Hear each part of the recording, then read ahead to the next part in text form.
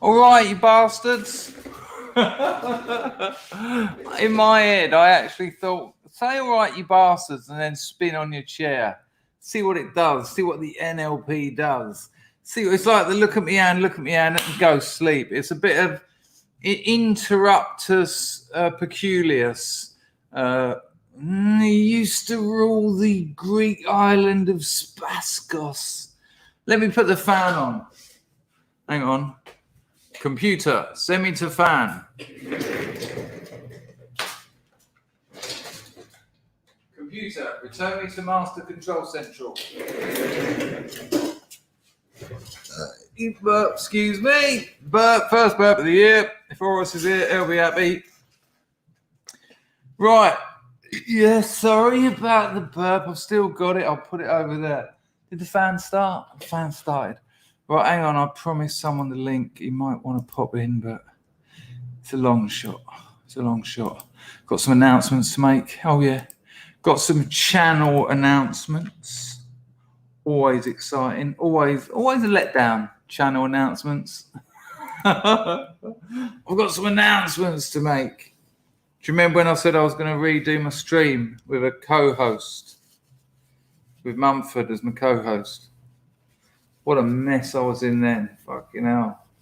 Can you imagine what it's like being me and then having someone say, yeah, you fell asleep on during a stream? I was like, as if.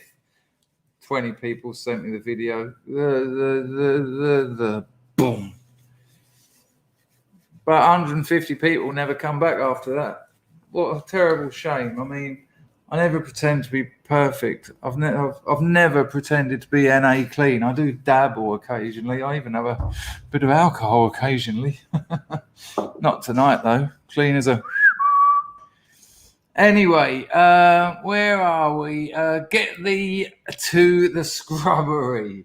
It's incredible how the word scrub has become a verb, a noun, a proper noun, an adjective. You can do what you want with it. Yeah, but you can't turn it into a drill rap song. That would be awful.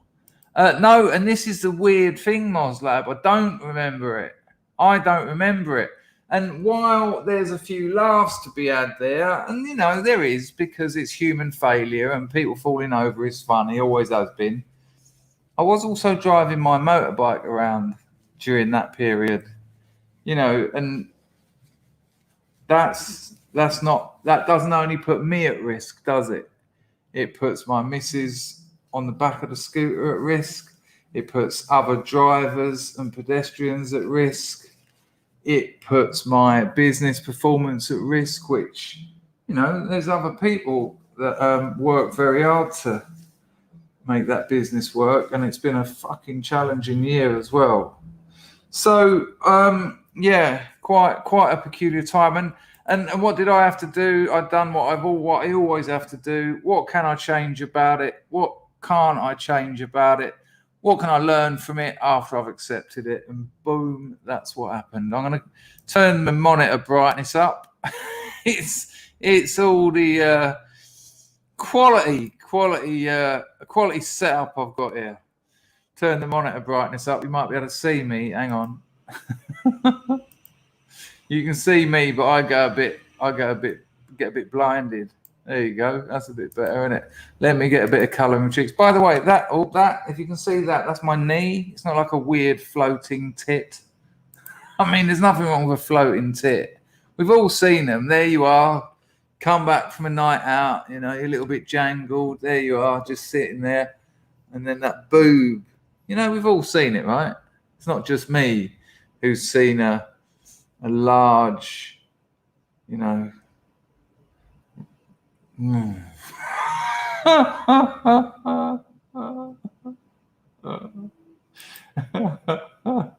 just a single solo buxom floater. Tint me. Hey, hang on. Tint me less. I think that'll do. We can do a slight bit of jaundice, can't we? There you go. That'll do. Right, where are we? Nice to see you. Let's get some LOs in before the riffraff turn up. We all know the riffraff getting early. Whoa, message from a girlfriend. I don't think I'm going to risk that on the on the audio. I'll let her know I've seen the message. Oh, she knows I'm making a video. Don't say anything naughty. Me make video. I love you. Lovely, lovely, love. It's lovely to see you tonight. You look like a beautiful Aisilala. All right, but I've just started. So I can't talk. Good night, love. Good night, darling. Yeah, I'll talk to you in the morning. Take care, love. Yeah. Good luck. Yeah, thank you. Bye. Bye. I love you. Stop it. She's lovely. She's lovely. Hello, Baz. Pax Max is on the firm. Cron, Ben, Gaffney, Livy. We've had Cronny Boy. Jeff. Hello, Lee. All right, Jess. Jim. Aramas. What's the name? Hello there. Hello. The Phantom RB. The Phantom RB. Who else we got turned up there? Early doors. Hello, Ludwig. Good to see you, mate. Hello, Keys to the Kingdom. Yeah, well, Keys to the Kingdom says, I'm glad that Kwanzaa is over now. I can get back to normal. It's hard readjusting after Kwanzaa, isn't it? It's not just all the traditions.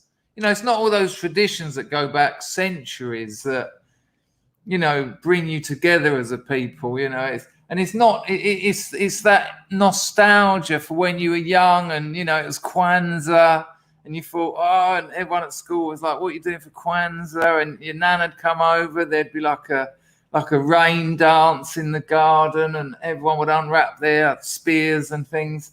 I mean, it's just, and it's hard to readjust back to normal life after such a, something that goes back so far, something that's got, deep roots in the community. Do you know what I mean? It's got deep roots in the people, and it's it's a relevant and powerful thing to be a part of. So, I understand that you're looking forward to getting back to normal life because, I mean, it was a big Kwanzaa this year, wasn't it? It was a big old Kwanzaa. It was, even out in Cambodia, you don't see many Kwanzarians out here, to be honest with you. They don't like them much. That I'm just telling you what has been told to me, but I'm yet to find a Khmer person that has got a lot of time for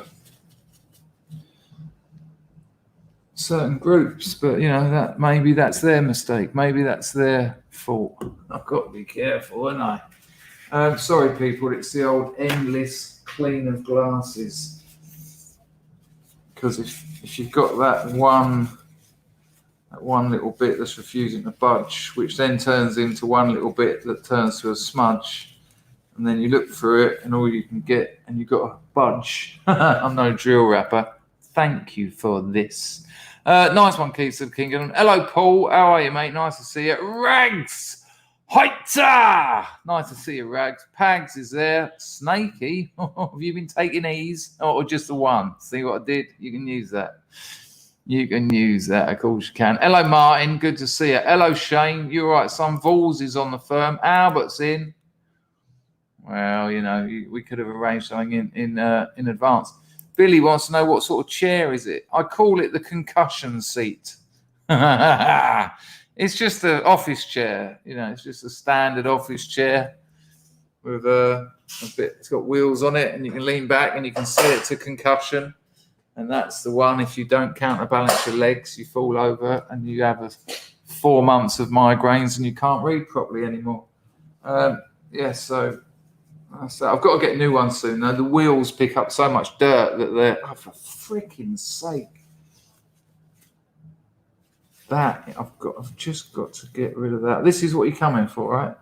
Oh, who made an actual video yesterday? Who sat and improvised 45 minutes of talking whilst maintaining an element of a subject. I was quite impressed with that. Now, that doesn't mean that you necessarily were, but I didn't sit there and go, right, I know what I'm going to talk about. I just thought at the start of the new year, because I just meditated, I thought, right, I want to talk about meditation, and I want to look at it from the angle. Marzipan said it beautifully the other day when he referred to turning off the radio.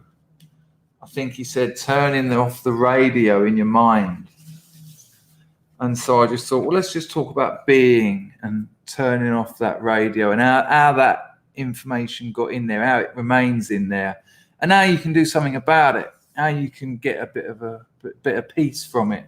So I knew that I needed to start with being. I needed to talk about the development of the information age and the sacrifices that technology, often brings alongside, but the gains kind of put the sacrifices in the shadows, and end on meditation. And I started talking, and I think I pulled it off. Now, here's the shitter though. Go to it today. I uploaded that about 4 or 5 in the morning. Go to it today. First thing I wanted to see, the dislikes. So how many dislikes? Oh, can't tell. Thanks, YouTube. Thanks. And you know what I've also noticed? I've also noticed a lot of other channels that I watch, their likes have gone down in general. Because without the dislikes, you can't have a measure without a scale. And without the dislikes, the likes kind of mean very little. Oh, you've got 20,000 likes to your 500,000 views video. What does that mean? What does it mean? 20,000 people liked it. Okay. What if 150,000 didn't? I don't know anymore, because you were worried about some of the weakest people that history has ever known. You were in your pretense to protect some of the weakest people, because I actually don't think many of them exist. That's just their cover, their pretense. The truth is they're trying to keep hold of the narrative. I mean, I don't need to tell you that. But I forgot that I wouldn't get that. I forgot I wouldn't get that option. So I don't know how many. I don't know whether it went down well or not. Nice one. That's really good for a YouTube channel. It's really good. It's very good if you try and do something new. Like I done a bit of cooking, didn't I? I made the popcorn. I made the crepes. Loads of dislikes. Didn't do anymore. Thanks. And I mean that.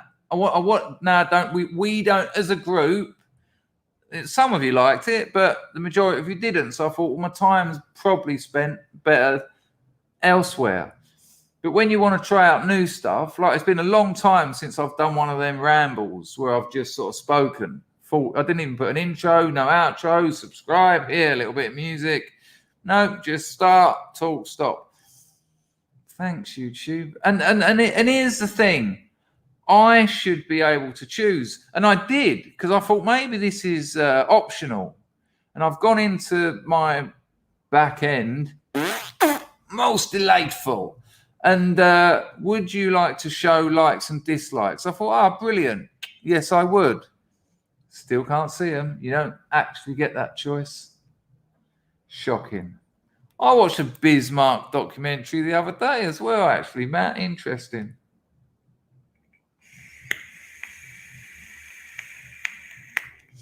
Matt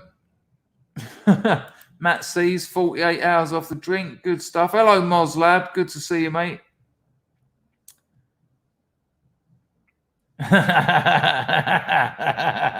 Frenchie. I've actually pulled that on people as well. That's a video. I'll tell that story on a video. Set someone up like a good one with that. Oh, you don't remember? No? Okay. Yeah, done something right up, but that'll take a while to tell, and that'll be another video. But yeah, very good, Frenchie. Nice one. Hello there, mate. How are you, Shane? Good to see you yesterday. I'll tell you, yes, thank you, Killer GP. The solo boob. floating around your living room. You know, it's a classic spectre. There is a spectre of tit haunting Europe.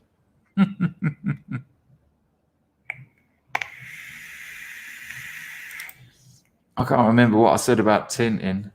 Good Lord. But I don't know about ringing either. What rang? Oh, yeah, the phone. The memory ain't that good even now, eh? Like, you know, a minute ago. All right, I'll put that on there. All right, Otto, nice to see you. All right, Mr. Paul. Hello, Grego. Ross, William. Loads of people in now. We've got nearly 100. Lovely.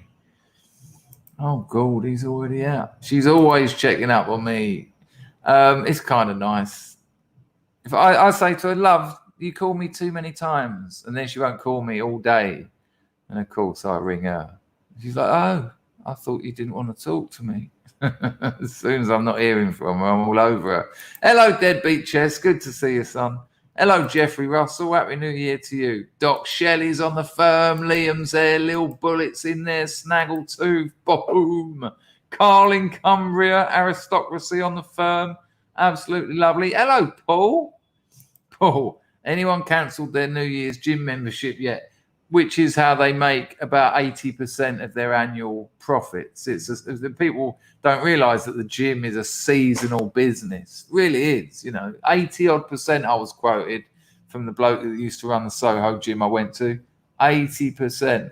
And he said, you know, you'd buy the it's usually gifts as well. People sign someone else up for a membership. And he said, and most of them never even walk through the doors. Oh, nice one. You got me that. I'll go next week. And of course, never go. Hello, Hans. Good to see you. Cheryl Peters, only slightly vertiginous within the New Year malarkey. A nice chill stream with the Glorious Scrubs is in order. We might fall off, but still lovable. There you go. No one's perfect. I think, thank you, Cheryl Peters, much appreciated. I think I've told you the story before. There was a woman, and she was an old woman, and she murdered her husband, and she murdered him in his sleep by pushing his eyes through with her thumbs, and then just suffocated him at the same time. I don't really know the ins and outs of it. And they were in group therapy. Now, I was with a girl who was a forensic, I can't remember what they call it, forensic psychologist. They deal with things like that. And they, you know, she was this old lady, and proper posh old lady as well. She was sort of giving it in group to someone else, going, I think it's about time you actually come to terms with some of the things you've done. And the therapist has sort of said, well, Elizabeth, you know, maybe you should tell the group about when you plucked out your husband's eyes before suffocating him. And she sort of, you know, deflected it and went, well, nobody's perfect. You know, a proper Mrs. Havisham, actual real one. Kwanzaa. Nice to see you, Glenn. Hello, Matt. Nice to see you. Anyway, there you go. If I haven't said hello to you, don't worry. Shankster, are you new in these parts, or have you been lurking? Hello, Colonel Walter Kurtz. Nice to see you. Been a while. A Kwanzaa Carol. Hey, no. Be careful, Chris. Myself in the third person. Look at Dennis. Hello, gang. Yeah. All right, Dennis. Moslab's favourite Kwanzaa song. I'm not going to read any more of that. Irresponsible Onion says, Happy New Year, people. Let's not be crappy new tears. Bless you all. No, there's no need for crappy new tears, is there? Dust yourself down, get up, get on with it, make it happen. It's going to anyway. That's your life. You know, life happens. It happens to you. Nice to see you, John. Are you all right, mate? Nice to talk to you yesterday, Broken Silence. Nice to talk to everyone who came on. It was a cracking chilly. And then they saw the half a hamburger and told me to go home. Incredible range of guests yesterday. Really nice. Loads of different subjects. Loads of different personalities. Always good. Lovely to see people. Lovely to chat to Scrubs.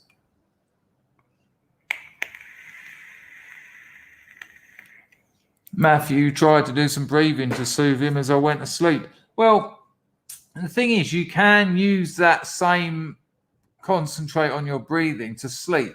It's not meditation though, but it will put you to sleep. You know, but you can do the same thing. Just concentrate on your breathing. It'll put you out very quickly. But again, I'll give you 30 seconds before you're thinking of, you know, something that's taken like 9 steps to get there. It's peculiar. Did you enjoy it, Ludwig? I saw your comment. It's nice. Jim McIntosh, serious question. Childhood concussion and addiction, positive correlation or no? I wouldn't know. I only had a concussion like the one I had when I fell off this seat upstairs last year.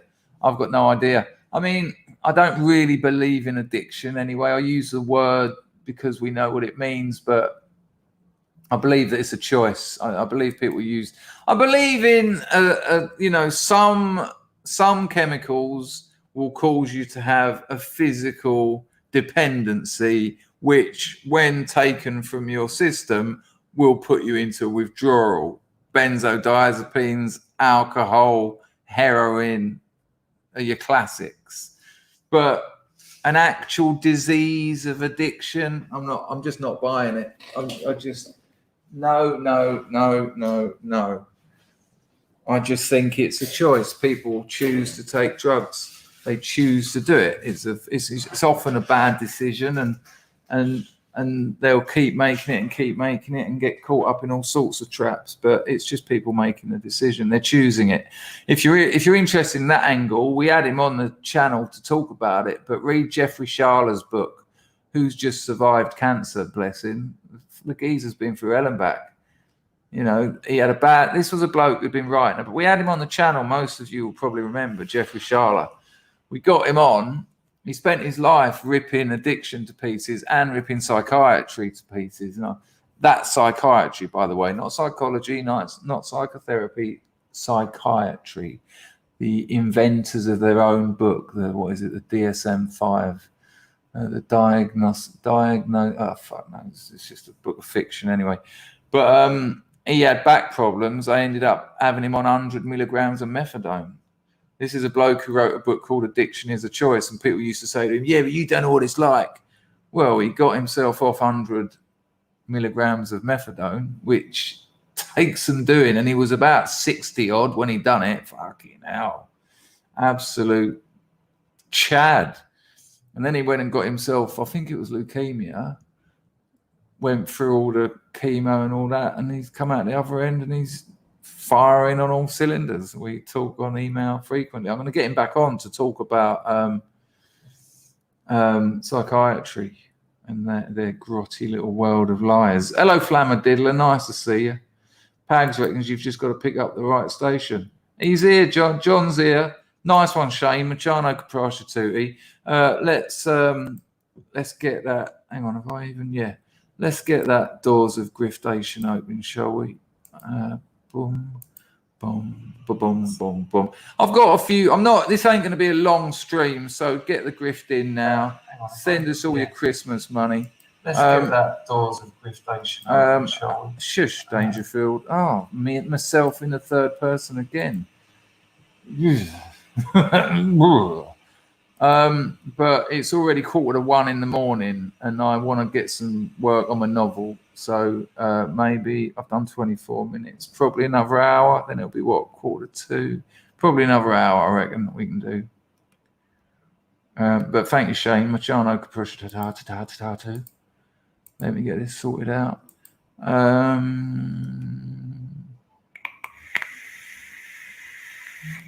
Hello, Lockwood Thexton. Good to see you, mate. Hello, William. Political discrimination. Yeah, it happens. I'm not quite sure. Only Super Scrubs it like. Nice one. Hello, Years. Good to see you. Did you get that shooter? Boom. Did you get that shooter?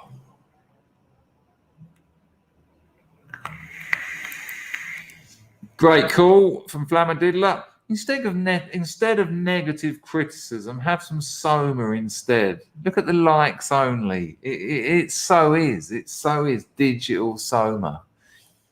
Make a video, people can only like it. They start saying bad things about it, get rid of the comments. They can only like it.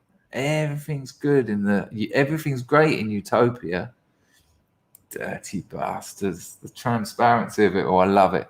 Moslab says, I've spent the last 2 days watching Premier League football, trying to understand the appeal. Some exciting spots, but I've noticed they act like they're made of glass. Lot of flopping. Well, I do understand that, and you'll get a lot of pundits going, oh, wouldn't have happened in my day. You would have gone in 2 feet up and all that.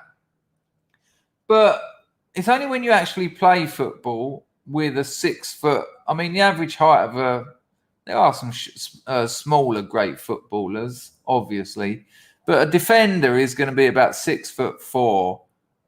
They're units, and when one of them's running at you at full pelt, you go down. You go down, or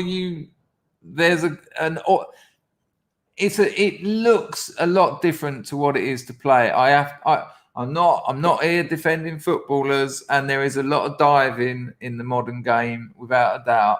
But it's only when you play it that it doesn't look like a lot of impact, but there is a lot of impact. And you're trying to control a ball when you've got someone's shoulder barging you as you're running, which is allowed. So you're running and he's just leaning on you. And, at some point you're trying to get that crossover in what you're waiting for your forwards to come down to butt it in the net. And you get that cross in and you're literally leaving it for the last minute when you can barely stand up. And that's when you ping it over. But diving is an issue. It's talked about all the time. They want more punishment for it. You can get carded. You can get sent off for diving. By diving, I mean what you're probably referring to as flopping. When you go down and there's no real reason for you to have gone down. That's interesting that you've been watching it. I mean, you've got to understand the history behind it. English football, goes back a long time. When you've got like a Spurs-Tottenham derby, and let's imagine you've got a Spurs-Tottenham derby, last game of the season, whoever wins it's going to be in the top 4, and meaning qualifying for Champions League. There's so much going on there. It's ridiculous. And yet, if you don't know the background, it's just 22 blokes booting a lump of leather about. So it has got a lot to do with the history. I mean, I had to take a step back from football because it got to the point where it would ruin my weekend.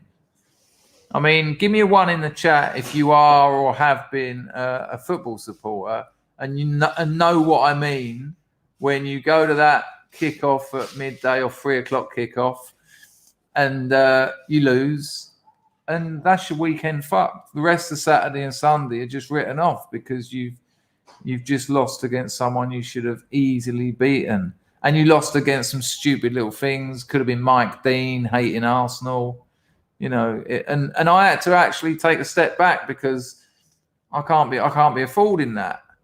And then you got the Wednesday night Champions League match. So just as you're recovering by Tuesday, Wednesday night, oh Lord. So yeah. Now the problem is, it's like drugs, really. Drugs, it's painkillers. They'll get rid of the pain, but they also get rid of the joy. So when I took a step back, because I didn't want it to be so devastating to me, I also miss out on the moments where it's just absolute bliss.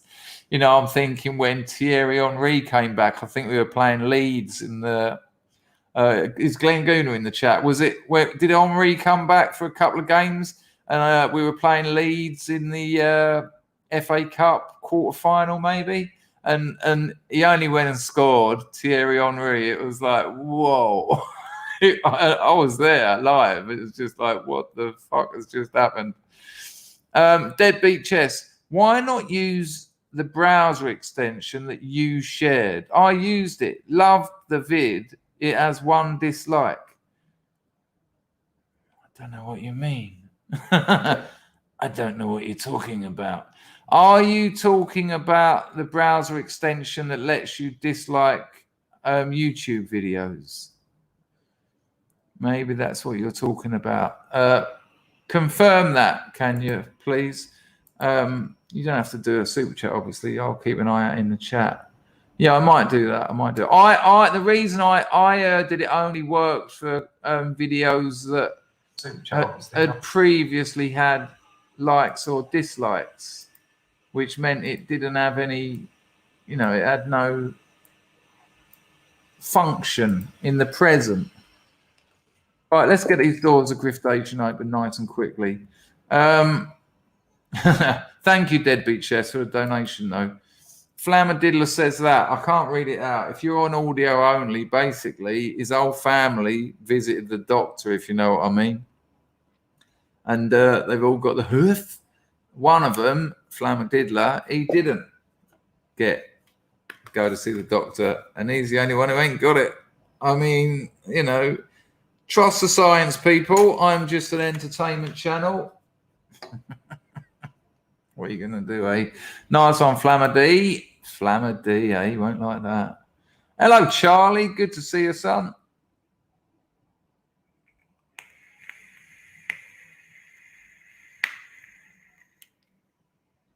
Aramas says, people go to the gym from January to April and then give up. I used to not. When I was clean for nearly 4 years and I was off everything, I didn't even drink caffeine, didn't even have a headache tablet. Weirdly, didn't even need any. But I used to go to the gym every other day. Day in, upper body, day off, legs, day off, upper body, day off. I was taught by a prisoner who was the gym orderly for 10 years, and it's excellent when you've been taught by a prisoner because you do all the prisoner weights and it's all free weight stuff, and you do things like skull crushers and that, and a lot of the stuff is kind of outdated, but it works. And it also works if you haven't got a big high protein diet, because prisoners didn't have that. And people will come up to you in gyms and go, you've been away? And you'll be like, why? And they go, well, just looking at your superset there. Saw that in Belmarsh in 94. But I used to take January off because fucking amateur night at the gym is just dramas. Just awful.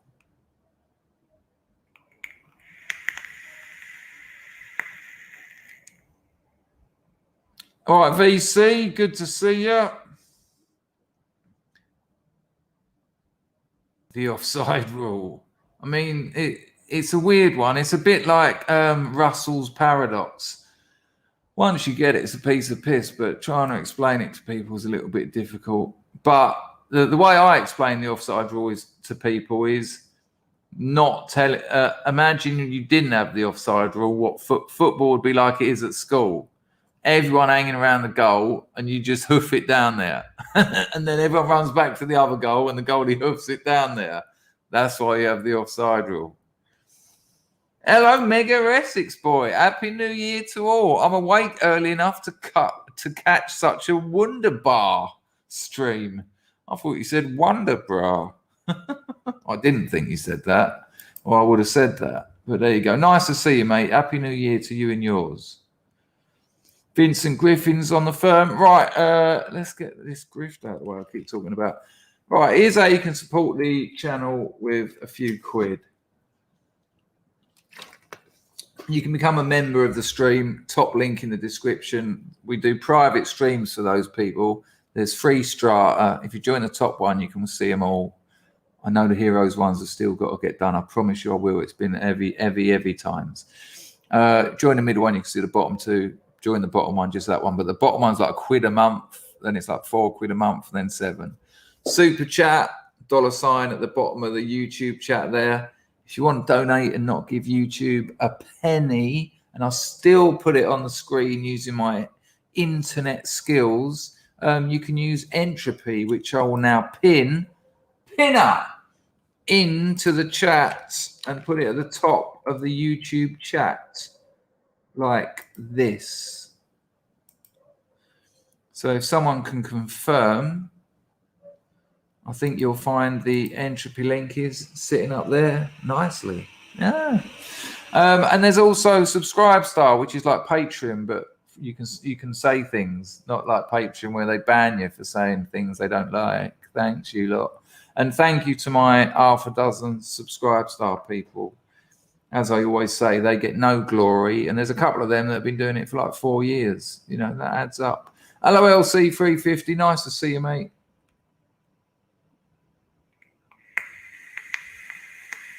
I'm guessing from a few things I'm seeing in the chat that Aramas got a bit coofed up, but he's on the mend. I haven't seen the actual. There you go. I just had coof, awful. Felt like I was going to die, but feeling fine today, like a bad flu or food poisoning. Recover well, my friend. Stay strong. Matt D's favourite Kwanzaa song is one Beyonce sung at the NFL halftime show. Well, I thought that was a Kwanzaa festival, the NFL. Hello, Tristan. Nice to see you on the firm. Hoit to that. All right, Livy. Right. I've been chatting like a beagle. Did I get that? Oh, sorry, I've got a work message. I've got all manner of dramas at work, so I just have to check that. No, that's acceptable. All right, Steve, you doing the off, son? All right, yeah, no, go and see someone. That's always a good thing to do. Just when you get there, rack up the computer and you can both watch it. Oh, I said hello to you, Mr. C4. Old Oak is on the firm drinking his mum's Baileys. No, it's nice, isn't it? I like to make ice cream out of it. Easily done, actually. And you don't need an ice cream maker or anything. None of that old malarkey. But or you can be an adult and just drink it. But you know, when I'm force feeding my girlfriend it. I'm not going to say what I was going to say. Will Martin said, did anyone see the woke BBC New Year's Eve fireworks? Cringe. No, someone sent me a video of the fireworks over the Thames. Fucking rubbish. It looked rubbish. 3 times. But when I used to go up to Trafalgar Square when I was about 15, this is what New Year's Eve at Trafalgar Square used to be. Thousands of natives in Trafalgar Square off their nuts in the fountains, singing, shouting, carnage, fights, tear-ups, but fun fights, you know, just picking someone up you didn't know, 5 of you, and chucking them in the fountain, and madness, and like a proper. It had a feel of the European festival tradition where people did go mad. You know, you went off your edge. There's a symbolism there. It had a function. There was a cultural function. This is what we do. If you're from this part of England and you can get to Trafalgar Square, get up there, get wet, drink too much, puke up, walk home if need be. Fuck someone up behind the National Gallery twice. Well, 2 girls. It wasn't. Yeah, okay. But I see it the other day. Just loads of people walking around while there was someone in the background lighting their lighter a few times. It was one sparkler over the water. I just thought, oh dear. Happy New Year to you, Andrew. Lovely to see you, son. Who else we got going on in here? I think I said hello. Hello, Vincent. Good to see you. Irresponsible Onion says, can you look into the herbal supplement called NAC? It will help the scrubs that took the... Yep. Well, there you go. You've just done that. If people want to read that, I can't because you're not allowed. The terms of service don't allow me to say that. No shit. So, you know, I would give that. That do your due diligence, people. But Irresponsible Onion lived up to his name. You know, it's your call. Who's that? You talking about Jeffrey Sharla? If you are talking about him, he was something else. He's going to come back on, but like I say, he's just survived cancer at his age as well. He's a fucking machine, the bloke. Also, Teddy Dutton asked me to go on his show. Now that will be an handful because most of Teddy Dutton's supporters will not like me. And I said to him, I've given up YouTube. I was in my sleeping pill haze. I might hit him up and say, Edward, my old professor, if you'd have me back, he might have me on a show, and I'll just ignore the chat because. But then he does questions at the end, and I might have to sit through a lot of grief. Is it worth it? I like talking to Eddie though, so you know.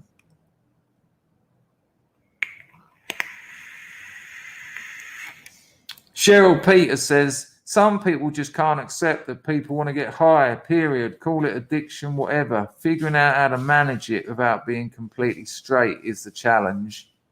Well, I get what you're saying, Cheryl Peters, but when people sort of neglect their children and when people neglect their hygiene and health, and you know, in the example, and I'm quite happy to use myself here, you know, for me to get on a motor vehicle in the state where, you know, I was falling asleep streaming.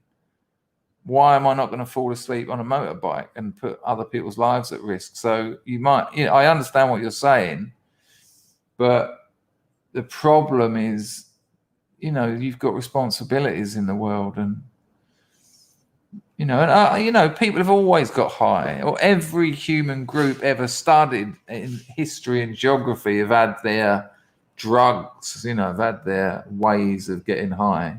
We were, yeah, I think I read it, didn't I? Deadbeat Chess, I'm sure I read it out. We were talking the other day about people with a dependency on, I'm not going to go there again, actually, I'm not even going to say it. If you saw it the other day, what's the name's been quit drinking 13 years ago, but been on the Xannies for more than 20 years. Fucking hell, they're heavy going and all. That's an hard come down. How many, what kind of milligrams, what's the name? I'm not going to judge you, of course. I'm just asking you.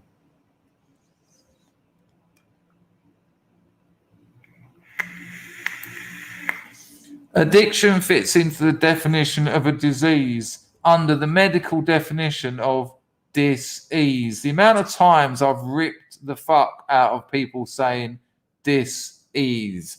It doesn't. It's actually in the DSM because they had to invent it. I mean, there's nothing in the body to show you're an addict. You know, I just don't buy it. What's the disease? Where is it? How does a disease make me wake up in the morning? Check this out, right? So this disease, let's say it's something in my head. It makes me wake up in the morning, skint, and then it makes me go and rob a supermarket for a couple of legs of lamb, shoulder of lamb it would have been, and a couple of bottles of vodka. Then go and sell that. This is my disease that's doing that. That's some fucking disease, right? So it's got me there. Then it's got me taking those bottles of booze and that lamb to a boozer to sell them. Then it's got me bunking a train and getting off, going to another town, getting off, walking halfway through the estate, waiting around for 4 or 5 hours, finally getting it, finding a dirty abandoned house or public toilet, cooking up, filter, vitamin C, little blowtorch spoon, 2 mil, 1 mil, jabbing it in. A disease is doing all that, is it? Fuck me. That doesn't sound like the work of a disease. That sounds like the work of a brain. That sounds like someone making a lot of decisions. It's a dis-ease. Well, are there? I mean, this is what Jeffrey Sharla talks about with psychiatry. Psychiatry, which is concerns itself with mental illness, you know, they had to write their own book because the rest of medicine said, no, this is bullshit. You know, I mean, imagine you had. Oh, we've been here so many times. We've literally covered this. You raise fair points, but we've been over this so many times. When I get Jeffrey Sharla back on, we're going to talk about all of this. So I'm not putting it off, but I don't want to bore people who've I've spoken to this about ad nauseum previously. But that's not me jumping from it. When Jeff Sharla comes on, you'll be able to put questions to him and we'll discuss all that. And he will be coming back on. He's already agreed to.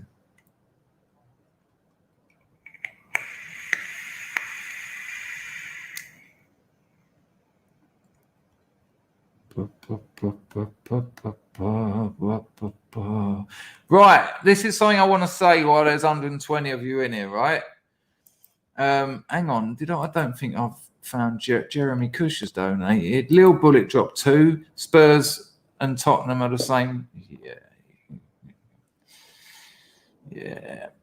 Thank you, Lil Bullet.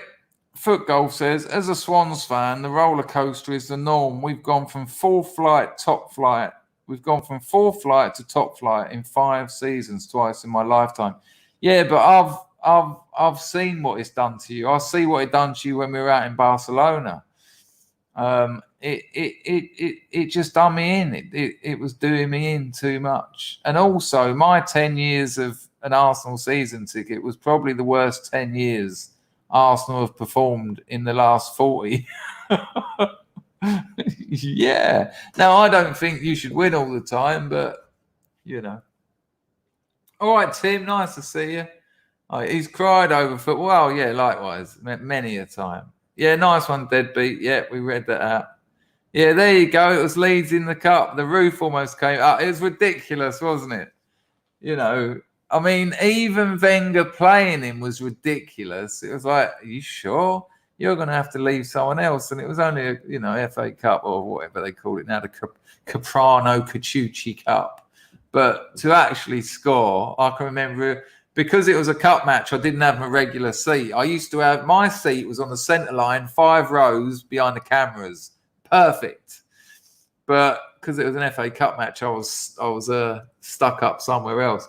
But fuck me, it was like, that's a proper fairy story. We won't get into football here, but Gooners will know that when Henri come back and scored, it was something else, wasn't it? I'll take it you were there, obviously, Glenn. It was quite, it was incredible. It was incredible. And this is why we won't talk about football, because you get people say things like, I can't stand Liverpool. and I'm not digging you out for that, but I'll say things like that as well, you know.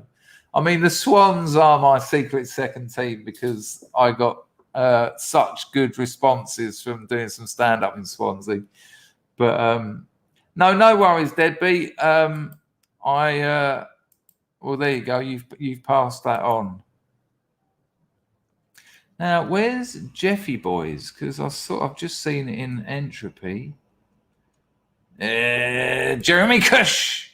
Happy New Year to you, Jeremy. An absolute pleasure. Thank you very much. I hope you have an excellent one. Nice one on the Danashi Heart of Heart. Tuzfro, you keeping it? Oh, you keeping it real over there on Twitch, or is Jay's over there, or is it just you? Not a problem. Right, here's my announcement. It's not a very big one. Chrissy. Thank you very much. Hello, Chris and Scrubblies. Hello, Chris. Thank you very much, Chrissy. Machano, Capricious Heart too. Fucking hell, Rags. Every time. All right. And I'm about to address something about Telegram, but I will have a look at that. Is it those damn fireworks? Hang on. Okay, there you go. I'll have a ping on that. Let's see how long it is. It's long. Let me see if I can find the actual... Oh, no, it looks awful.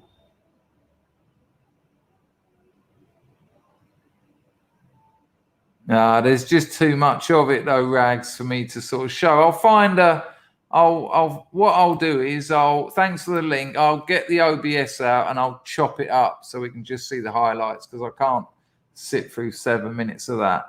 Right. Telegram. Ready? I won't be responding to anyone sending me messages except Rags on Telegram anymore. I will be in the Scrubs lifeboat when I occasionally pop in there. But if you want to contact me, you're going to have to use the email, chris@chrisdangerfield. Here's why. And I hope you'll understand. I'm not saying you can't contact me. I'm telling you can. chris@chrisdangerfield.com. Took me an hour and 3/4 to get through the emails I had earlier today. Nearly 2 hours, right? Add that to sometimes 4 or 5 hours streaming a day. That's now 7 hours. And I've got a day job, a girlfriend, a novel to finish, a SUBSTACK to do, a business to run, a blah, blah, blah, blah, blah, blah, blah. And then when I open my Telegram, about another 70 people trying to get hold of me on there. And I thought, this is going to take another couple of hours answering all these people. So I just want, and my Telegram's becoming unusable because it's just congested. And so anything that's already been sent, I'll respond to. But if you send me anything on Telegram, I'm going to archive all the chats. So I've just got my 5 or 6 important Telegram things that I use. But you can still contact me. But honestly, people, it's getting to the point where it's taking up so much time. And the problem with that is you're losing out because I'm rushing through them. You know, it's like, I've got to get this done. I've got to. Whereas if, you know, and try and, I know I always say try and keep them to the point, but 1 in 3 people is, I know you said keep them short, and I've done my best, and it'll be like 2,000-3,000 words. Oh, Jesus, this is like, it's like that. And you know, if we're mid conversation and I ask you to elaborate, that's fine. But as an opener, it's a lot more work. So Telegram is off limits to contact me. You won't get a reply from that because my Telegram is just congested and it's now virtually useless, except Rags, because Rags is a moderator of this channel, and we have that's where we communicate, and it works because he sends me clips and keeps me in the loop when I'm busy with other things. So I'm not. And I would have told Rags that separately, but I didn't want to go, "Hey, Rags, by the way, you still can," because I have a different relationship with Rags because he helps provide content. But yeah, Telegram's off limits because I just can't do emails and then Telegram, and I'll have no time left to do anything, and then I'll have trouble sleeping, and then I'll get on the sleepers, and it'll be your fault.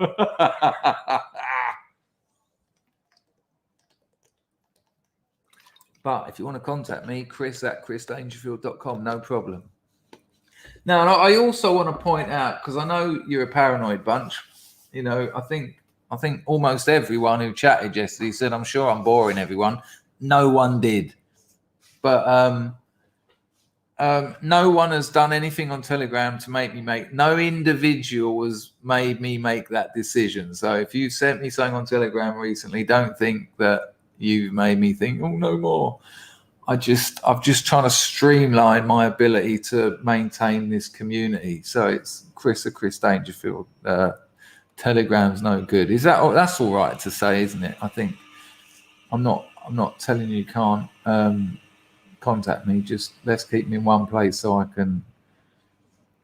can deal with it. Okay, right, we've said that. Right, another question is, someone told me Jimmy was streaming the other night. What? When and where is Jimmy streaming? Where is he? Odyssey, D Live? What's happening?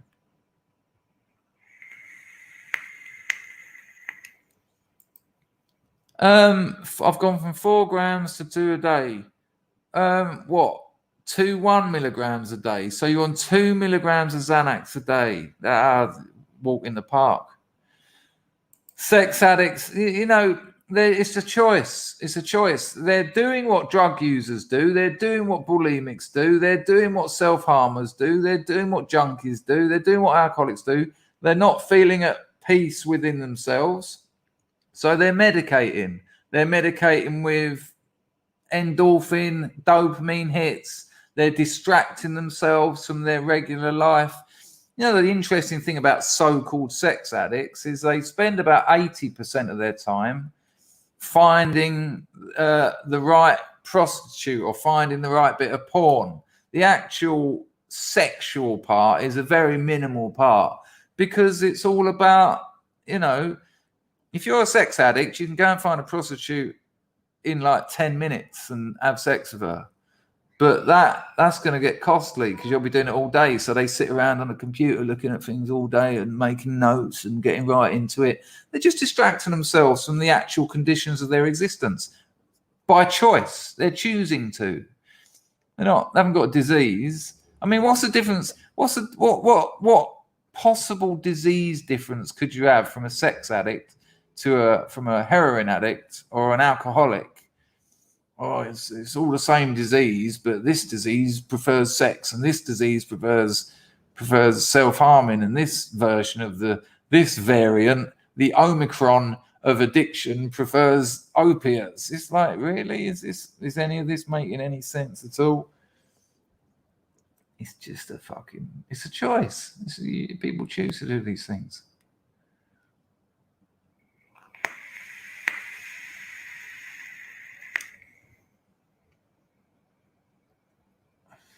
Anyway, so did anyone tell me about... I'm so far behind the messages here. I apologize, I keep looking down, but work is a nightmare at the moment. But I have had some good news. My mate who's been very sick, and we thought it was the coof, and it turns out not, and he's had some blood tests, but he hasn't eaten anything for like 2 weeks or something, and I was getting fucking worried. And I've known the kid since I was 11, and turns out today he's been eating, and there's a bit of recovery on the go, and he's had some blood tests. So thank fuck for that. That's lovely. And I'm not there. I'm not in England. I'd like to be able to offer some help, but there's not much I can do. Did you take tips from Devon and Sharp? No, I've never shaved my armpits ever. Never. They're not that hairy, are they? I haven't got a lot of hairs at all, really. Too much friction, too much use. Do you know what I mean? Well, I sold mine coming over to Cambodia, but it was a little bit Moslab said he sold his Steelers season ticket after 20 years. Take a knee, take a fucking hike. Yeah, I felt a bit like that. Someone told me that there was a Premier League team that refused the other day or something. I can't remember exactly what it was. There was that wicked Polish one where they as the opponents all kneel, I think they were Polish, as the opposing team all knelt, they dropped down, they unfurled a banner which filled the end, the goal end of the thing, kneel to the king, kneel to his majesty. And it's like a famous Polish king. So when the opposition all got down, they've unfurled this banner as if to say, you're kneeling to this very famous king that we do. Yeah, amazing. Hello, Jay. It's good to see you. Keeping it over there. Right, where are we going? I'm miles away. It's so good. Hello, Packer. Good to see you, mate. Hope you're doing all right. All right, Budslinger. What's Budslinger getting some good luck for? What's he up to? I'm sure there was another donation that I missed. Will Martin says, what is the Scrubs Telegram channel? Well, it's nothing to do with me. I don't run it or own it. It's called the Scrubs Lifeboat. I don't really understand how it works. Sometimes they put the link out, sometimes they don't. If someone here wants to put the link in, they're welcome to. Chris, did Bonnie Lad email? Yeah, I forwarded your email address to him. I don't know. I've still got about 70 left to get through. I had to stop at 1 hour and 3/4 because I had to take the missus out for dinner. Oh, lovely food tonight, though. Fish amok. Say and search. Let me show you what a fish amok is. Although, after talking to Ted yesterday, it was a shame we lost Rollo when we did, because I think Rollo had a lot more to say. His battery ran out, by the way, people. But after talking to Ted about what counts as white fish these days, getting a Cambodian fish dish was a little bit risky. But I tell you what, it was something else. It was something else. So the missus had fish amok as well. I had fish amok. She had fish amok. She had a lemon tea afterwards. I had a green tea latte. So, and then we had a chocolate cake between us. So, chocolate cake with a bit of ice cream, chocolate cake and ice cream, 2 fish dishes, a lemon tea and a green tea latte, $14. I mean, and a beautiful restaurant as well. I'm just trying to find you a picture of a fish amok that doesn't look like it's going to totally turn your taste buds upside down. But it was fantastic. This one looks like quite a nice one. It's like a fish. It's fish like a curry, but rather than the sort of more denser kind of Indian curries, rather than your cumins and your garam masalas, it's more your lemongrasses, your sweet basil and all that lot. A really, really nice dish. Here, I'll show you. This isn't the one I had, of course. This is one I've just pulled off the internet. But a lovely bit of scran, I tell you. We had some sticky rice with it, of course. There you go. That's a fish amok. That's wrapped in banana leaves. But I tell you what, because I know the restaurant, it's all fresh food, it's all locally sourced, and it tastes like it. It tastes like those vegetables that came out of the ground this morning, and but really, really fresh. When you're dealing with galangal, ginger, lemongrass, and it's just like, and English money, what's that? About £11. 2 mains, a dessert, and 2 drinks.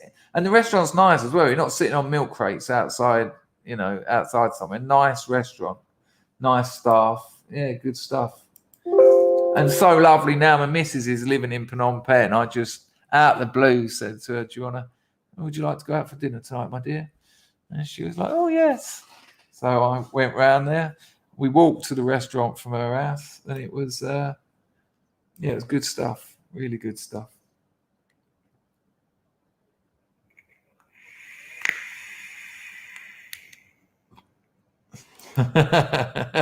Actually, you sent something earlier, Foot Golf, that I thought I was going to show.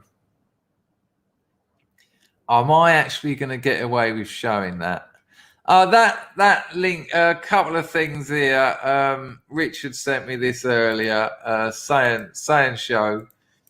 Richard said to me earlier, knowing full well that the memes are no longer being taken, but he seemed to think this was funny, and I was forced to agree with him.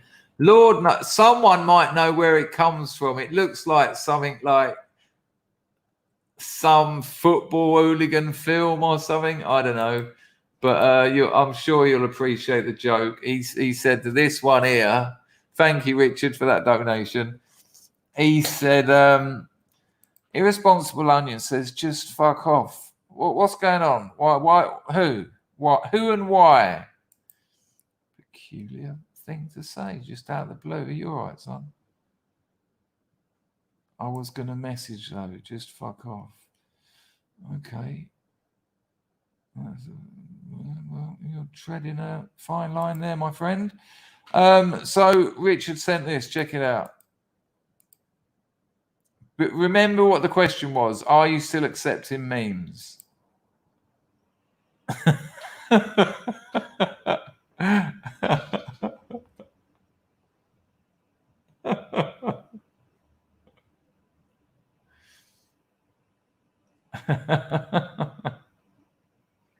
Oh, hang on, irresponsible onion. Maybe you're referring to me saying about Telegram, mate. That makes a bit more sense now.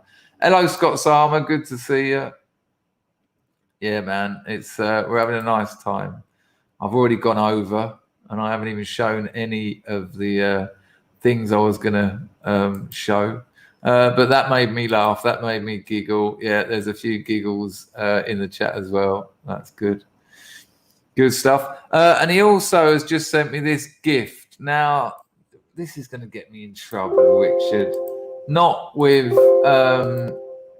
YouTube, of course, but with this is just indulgent. But come on, I'm allowed the occasional indulgence. And Richard did just send me a gift. Let me see how long it is. I might have to drag it down. No, it's only 2 minutes. We'll see if Susan yeets me for this. So it's hard, Grego. I'm on that entropy, by the way. I won't forget it. It's hard to explain to people who don't know the history of Arsenal to know what Thierry Henry brought to that team and the relationship between him and Arsene Wenger and the relationship between him and the fans and his footballing ability and the fact that he stayed at Arsenal. You know, if you look at him compared with someone like Robin van Persie, who fucked off and won the championship for Man U, instead of winning it for Arsenal, which he would have done, not the championship, the Premier League. You know, no one likes Van Persie, but Thierry Henry is a bit of a legend. And of course, suddenly we're all up there at the FA Cup. Maybe it was a quarter final. I can't remember. It doesn't really matter. And then people see him running down the side of the pitch training. It's only 2 minutes. If football's not your thing, go and make a cup of tea. But just for the gooners here, this was quite something. Now there is some action off the bench. Hang on, we can do better than that.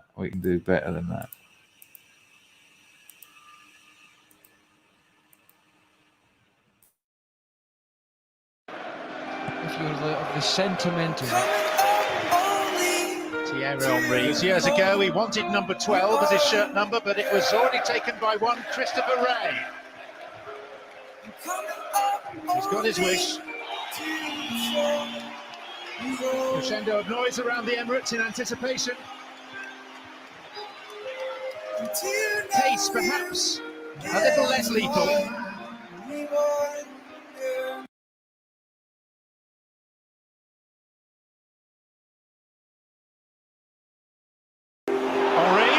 Chance, goal!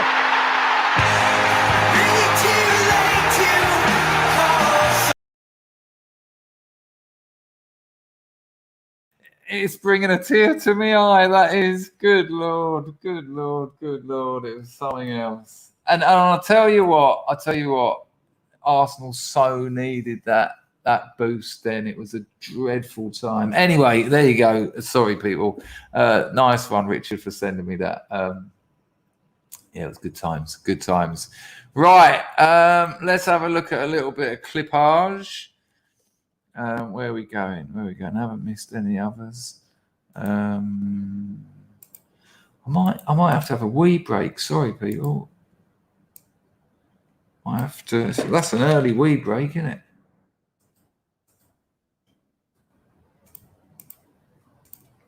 The boy Grego says, "Are you familiar with the practice of bagpiping, where a man makes love to a lady's armpit?"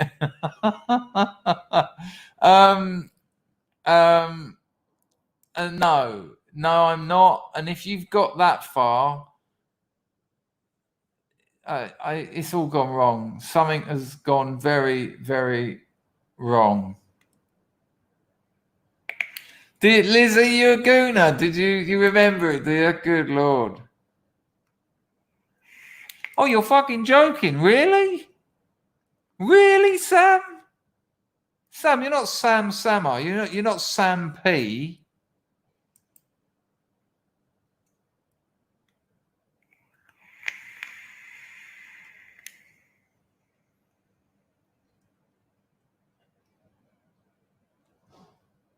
That's a great call that was 10 years to the day. That's amazing.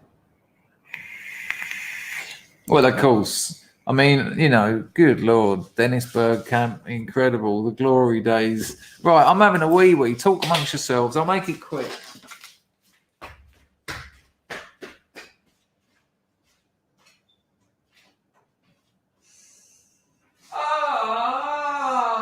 No seat. Oh, the cold chill of a porcelain bum bottle. No one answered me about Jimmy. Where's Jimmy streaming?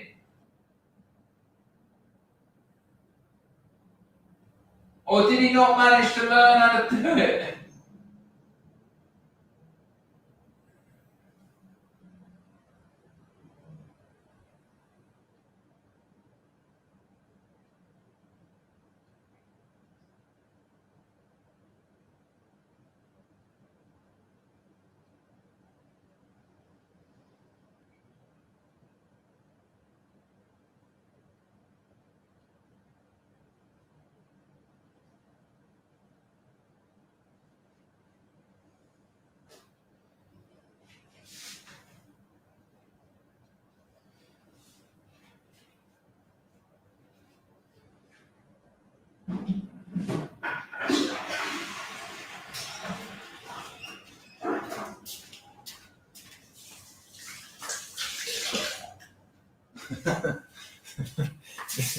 The old clamour works for everything.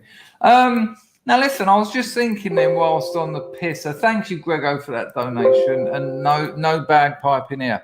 Also, one other thing, if you email me around substances or alcohol or addiction issues, that's a different kettle of fish. You know, I'll spend, you know, that's a different thing, and I want to help, and you know, because I've got a little bit of experience around those kinds of things. I'm not trying. I don't want people to think that that's not an available option, because that is. I am available, and anything as well. But before we go anywhere else, ironically, I want to show you some Telegram stuff that I put on there this morning, because I know we've got a lot of free traders in here. And I was checking my free trade. Now, there's a certain amount of temperament when you're investing in stocks. And first thing I've got to say, your investments can go down as well as up. I'm not a professional. This is for entertainment purposes only. I've got no qualifications. Right, now we've got that out of the way. I was having a little look at my stocks this morning. Now, how do I make that bigger? I just do that. And then I put it into Paint Shop. Now, I have got some graphs to back this up. Some of you might have already seen this on my Telegram. If you want to, my Telegram's still there for viewing as a passive thing, link in the description. But look, have a look at this. So, the NASDAQ, which is the, it's a technology, it's an index. Now, an index fund means you're not putting your money on one business, you're putting it on the top 500 or the top 100, look into these details, of a certain type of business. Or you can get like the FTSE 100, which is the Financial Times stock share index. Or you can get the FTSE All World, where they take the top performing companies from the whole world. So you're not putting your money on an individual company, you're putting it in an index. And I noticed that the NASDAQ had gone up in the last year just short of 60%. So it's something like 59.9 or something like that. So for easier maths, we'll say 60%, right? So I said this. The NASDAQ index has had a good year, appreciating almost 60%. Now, like I said, no one get me and go, it's actually 59.08745. Right, let's just almost 60%. So if you're in the UK and that's part of your stocks ISA, that's tax-free too. And that's totally tax-free. No capital gains, no income tax, no corporation tax, unless you've invested in it using funds from a corporation, of course. You don't pay any tax on that, right? There's the hidden tax of inflation, but when you go and see your graphs, just click adjust for inflation and you'll see, that information is available. Anyway, so if you'd have put 3,000 quid into, and that's the ticker for the NASDAQ, the $NDAQ. If you'd have put $3,000 in last year, so let's assume last April, you put, last December the 26th, say. If you put $3,000 in, you can now sell that at about 4,800, tax-free, right? However, as I've always said, my index strategy, as most people index strategies, is long-term, 10 to 15 years. Because now, if you don't sell it, you've got 4,800 quid in your NASDAQ. Now, let's say it goes up half that it did last year over the next year. So not 60% like it did last year, but half of that. You'll then have 6,240. And then let's assume it only goes up half that again. So not 60, not 30, but 15% a year for the next 10 years, which is a quarter of the year we've just had. In 10 years, from an initial investment of 3,000, you'll have over 25,000 quid English tax-free. Right, now I should be able to, bollocks. I should be able to give you some further info on that. So in 10 years on a $3,000 investment, even if it performs a quarter as well as it did last year, a quarter, you're looking at 25 grand. Now, imagine you've managed to spread that out over 5 or 6 or 7. Imagine each year you get a bit frugal, stop spending money here, stop buying clothes, stop doing this, stop doing that, stop wasting money. And imagine you can get $3,000 a year into a different index. So over 5 years, you've got $3,000 a year into a different index. You're looking at about 150,000 tax-free in 10 years. Now, have a look at these charts. Why won't that get any bigger? Oh, come on, useless Telegram. All right, there's a way I can do it. Don't worry. Worry. I bet you're all terrified. This won't take long.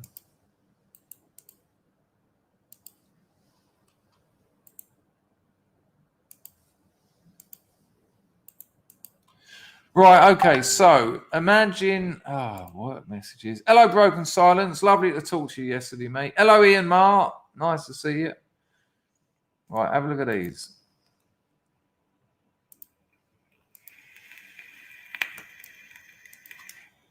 So just to back up what I said, that's the NASDAQ for the year just gone. There you go. So I've clicked it, as you can see at the bottom, the red one, 1 year. And they're $210 a share. And over the last year, they've gone up 59.09%. All right. So on $3,000, you earn about £1,800. Right. So there's that chart to show you that I'm not talking out my arse. And then to show you, this is a compound interest calculator. You can find these online. Just type in compound interest calculator, and I typed in £3,000. I typed in 4,800. So you've got your 60%, and then I said, let's assume it goes up 15% each year, and you'll see there that in 10 years, 15% increase a year, you'll have, like I said, over 25,000. That says dollars, but it works out the same in pounds because I use the same figures. And you can see that they're steadily climbing. And then the last one here is this is a historical chart. So this is the historical chart for NASDAQ, right? This is from 2002. So 2002 is down here.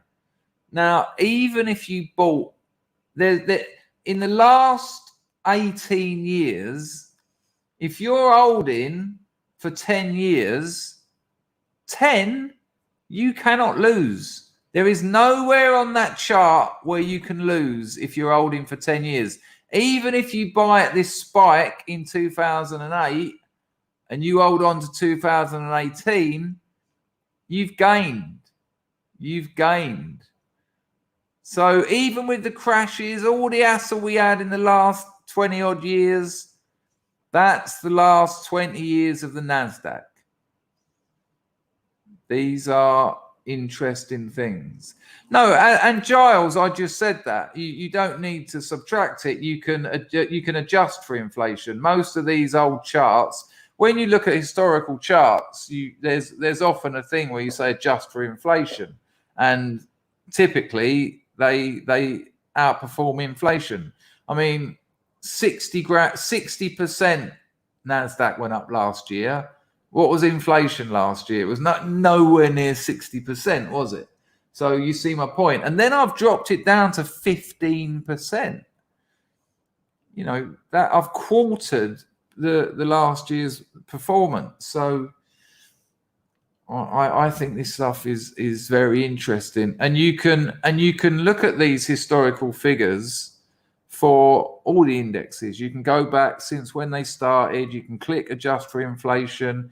You can work it out, and you know, like your classics, your Nasdaqs, your FTSEs, your Standard and Poor 500, your Standard and Poor utilities. You know, if you're hodling for 15 years, you almost cannot lose because it's long enough to deal with a crash and a recovery. It's quite wonderful.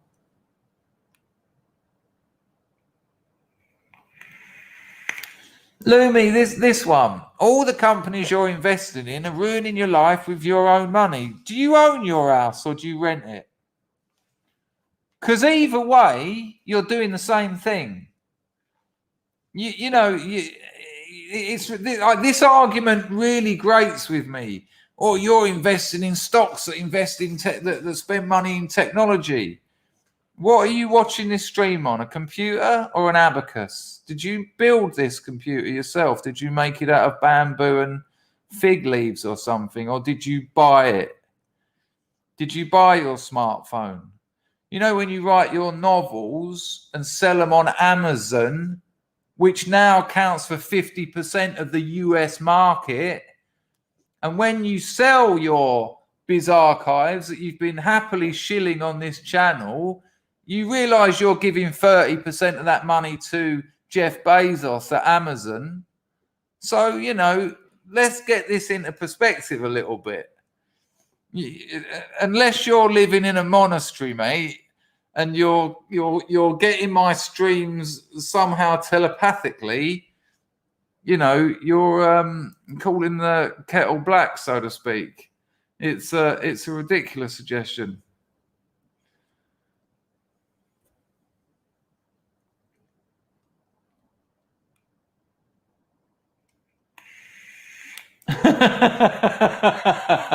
It's a fair point, though, right? that's a cool reply, Lumi. But I did get a little bit angry then because I hear this off everyone. You're putting money into Apple, and I'm like, yeah, you've got an Amazon Prime account. I mean, the only difference between the two of us is I'm actually earning some money out of it. You know, that's a great reply. Actually, I like people who take things as you know, it is a fair point. As I took your point about inflation, and on the next stream, and talked about it and brought it up, and didn't want to keep it under the, you know, it was a bit silly not to. But I still do have some ethics when it comes to investing. There are some things that I won't invest in. That crisp bar that I was tipped by Sam, I had to just go, no, I can't do that. I've got my limits. So yes, people, free traders, you know, bear all that in mind. Don't keep looking at your free trade every day, though. 10 years, and you might be looking at a couple of mil down the road. No, without a doubt. And I think there's a subreddit where, you know, but you've got to get in quick. You know, you've got to see when she buys, because she'll day trade, she'll week trade, and that, you know, that's a different thing. Flamadilla, you need to watch the video by Rags. What's his name? Oh, come on, Rags. What's his name? The Australian bloke in his basement who looks like he's going to kill himself. What's his name? Someone will know.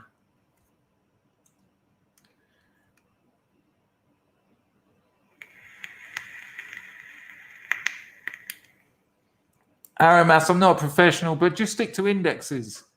Stick to indexes, because it's all gambling. It's all gambling, but indexes, you're gambling on 100, 500, sometimes 1,000 companies, which is, you know, you're spreading your bets, really. I mean, you know, Shopify went up 700% in 2 years. Tesla went up something like 400% in 2 years. And if you'd have got on them early, but, you know, they could also go down. No, not Bearing. Oh, come on, Rags will know his name. Where's Rags? He's gone for a piss. He's flaked out again, and he's gone for a kip.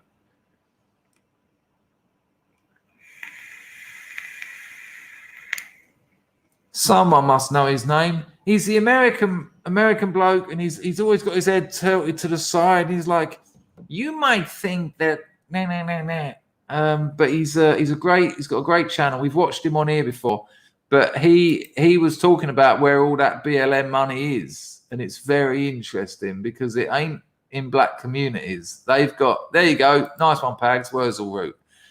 Watch the Wurzel Root video about where the BLM money is. Oh no, that's being kept. That's being kept as a cash asset. That's making money. Who for? Who for? I wonder. It's quite the thing. It's Vincent's birthday, is it? Happy birthday to you. Happy birthday to you. Happy birthday, Vincent Griffin. What boy to you? A little bit of LSD birthday. A little bit of LSBD there at the end. Happy birthday, son. Happy birthday. There you go. Money. We're trained Marxists. Oh, right.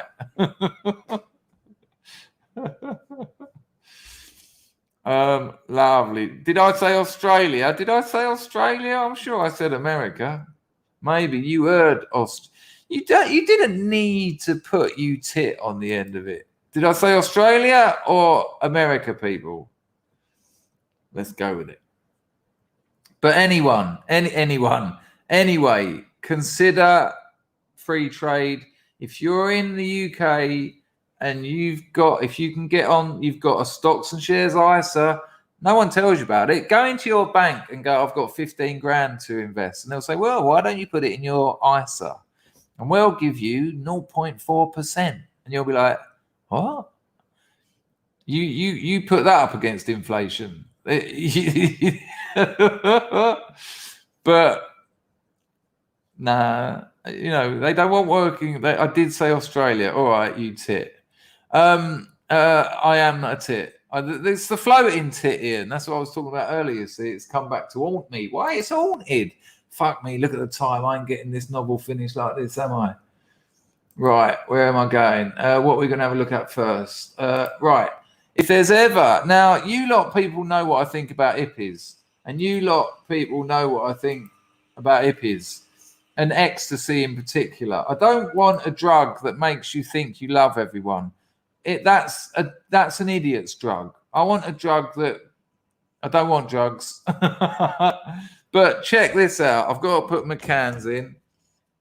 These are the people that in the late 80s and early 90s I just thought, get me as far away from these people as possible.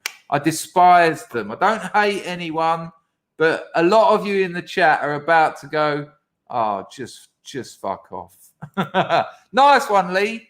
Can we try and get a submarine admiral on? Oh, of course. If anyone knows one, but that's a bit of a long shot, isn't it? I mean, I watched The Hunt for Red October again just the other day. It might have been last night, actually. Seems like so long ago since the amnesia flash arrived. If I can, I'll tell you what, Mr. John Palmer's probably the bloke to talk to who's most likely to know someone.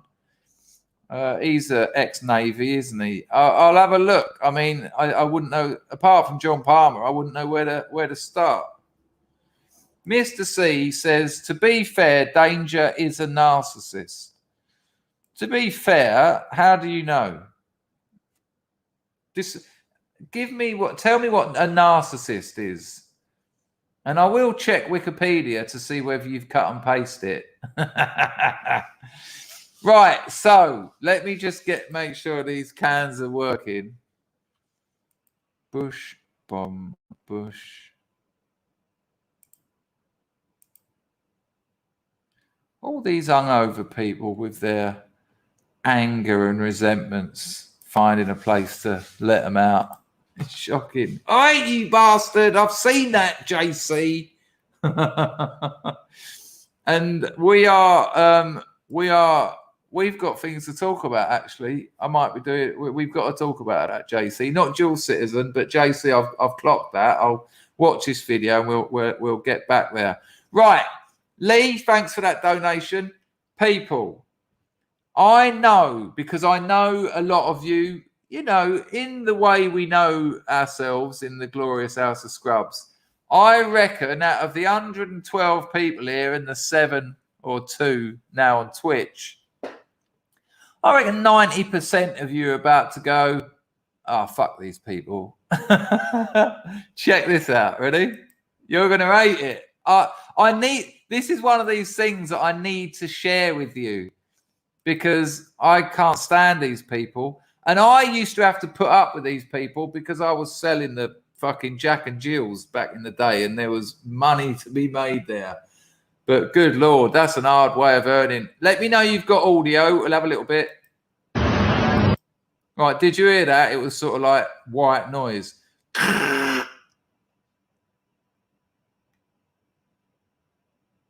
Mr. C says, I did get the wrong word.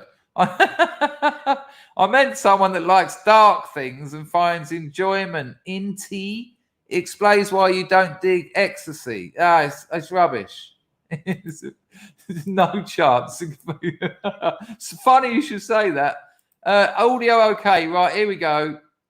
This is really unpleasant. This bird, I hated these people. Check it. So did you guys have fun tonight? Yeah, man. Yeah, excellent. Why, what was so good about it? Good atmosphere. Excellent atmosphere. Was it good music? Music's always good for Fantasia. Is Fantasia the best? Yeah. Definitely. Are you guys going to stop ever? Or are you going to keep dancing forever? And keep dancing forever. The black geezer clearly isn't full of ecstasy like she is. He's just lingering for a fuck. He's langing to fuck this bird who don't know what planet she's on. Me. Well, at least till I remember where I put my car.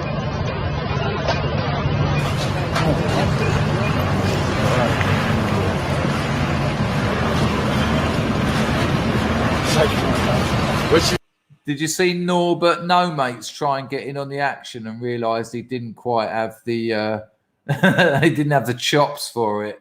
New Year's resolution for 93. Yeah. Is that right? Brave all the way through. If the rest of the year turns out as good as like today has started, then I mean, at least she's got a Galan. You've got a worry in the world, mate.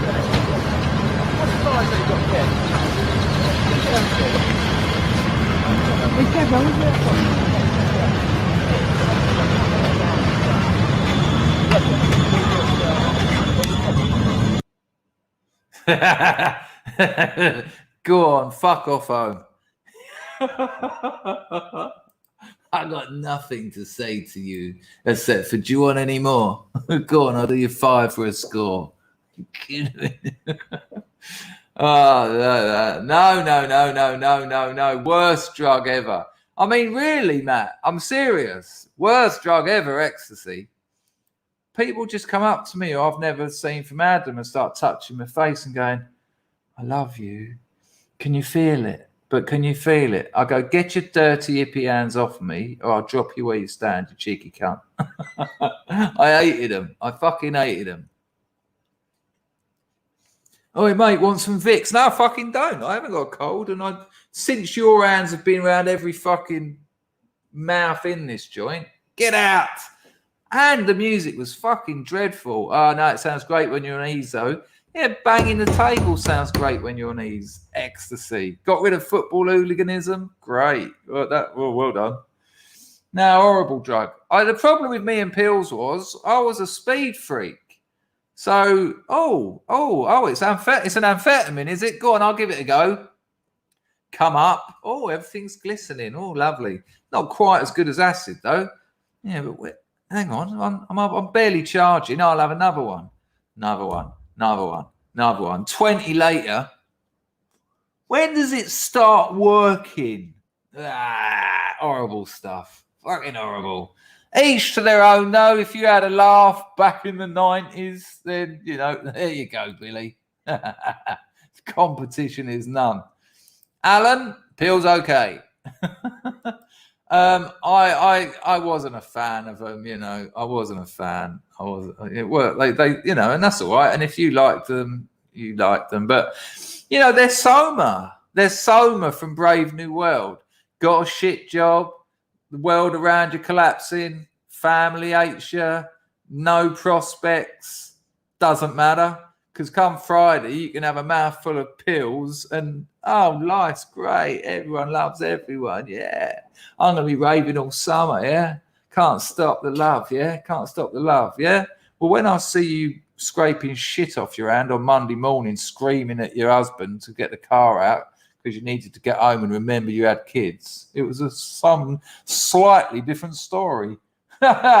Anyway. We've got mad as a box of frogs, Chris Thrall, parachuting in to give us some good advice on the new year. And since I made a video, have you seen I actually made a video? I sat down and spoke for 45 minutes. No one disliked it. It must be brilliant. But since I mentioned meditation in that video, let's see what the boy Thrall's got to say. It's only a minute. Yeah, I'll check him out.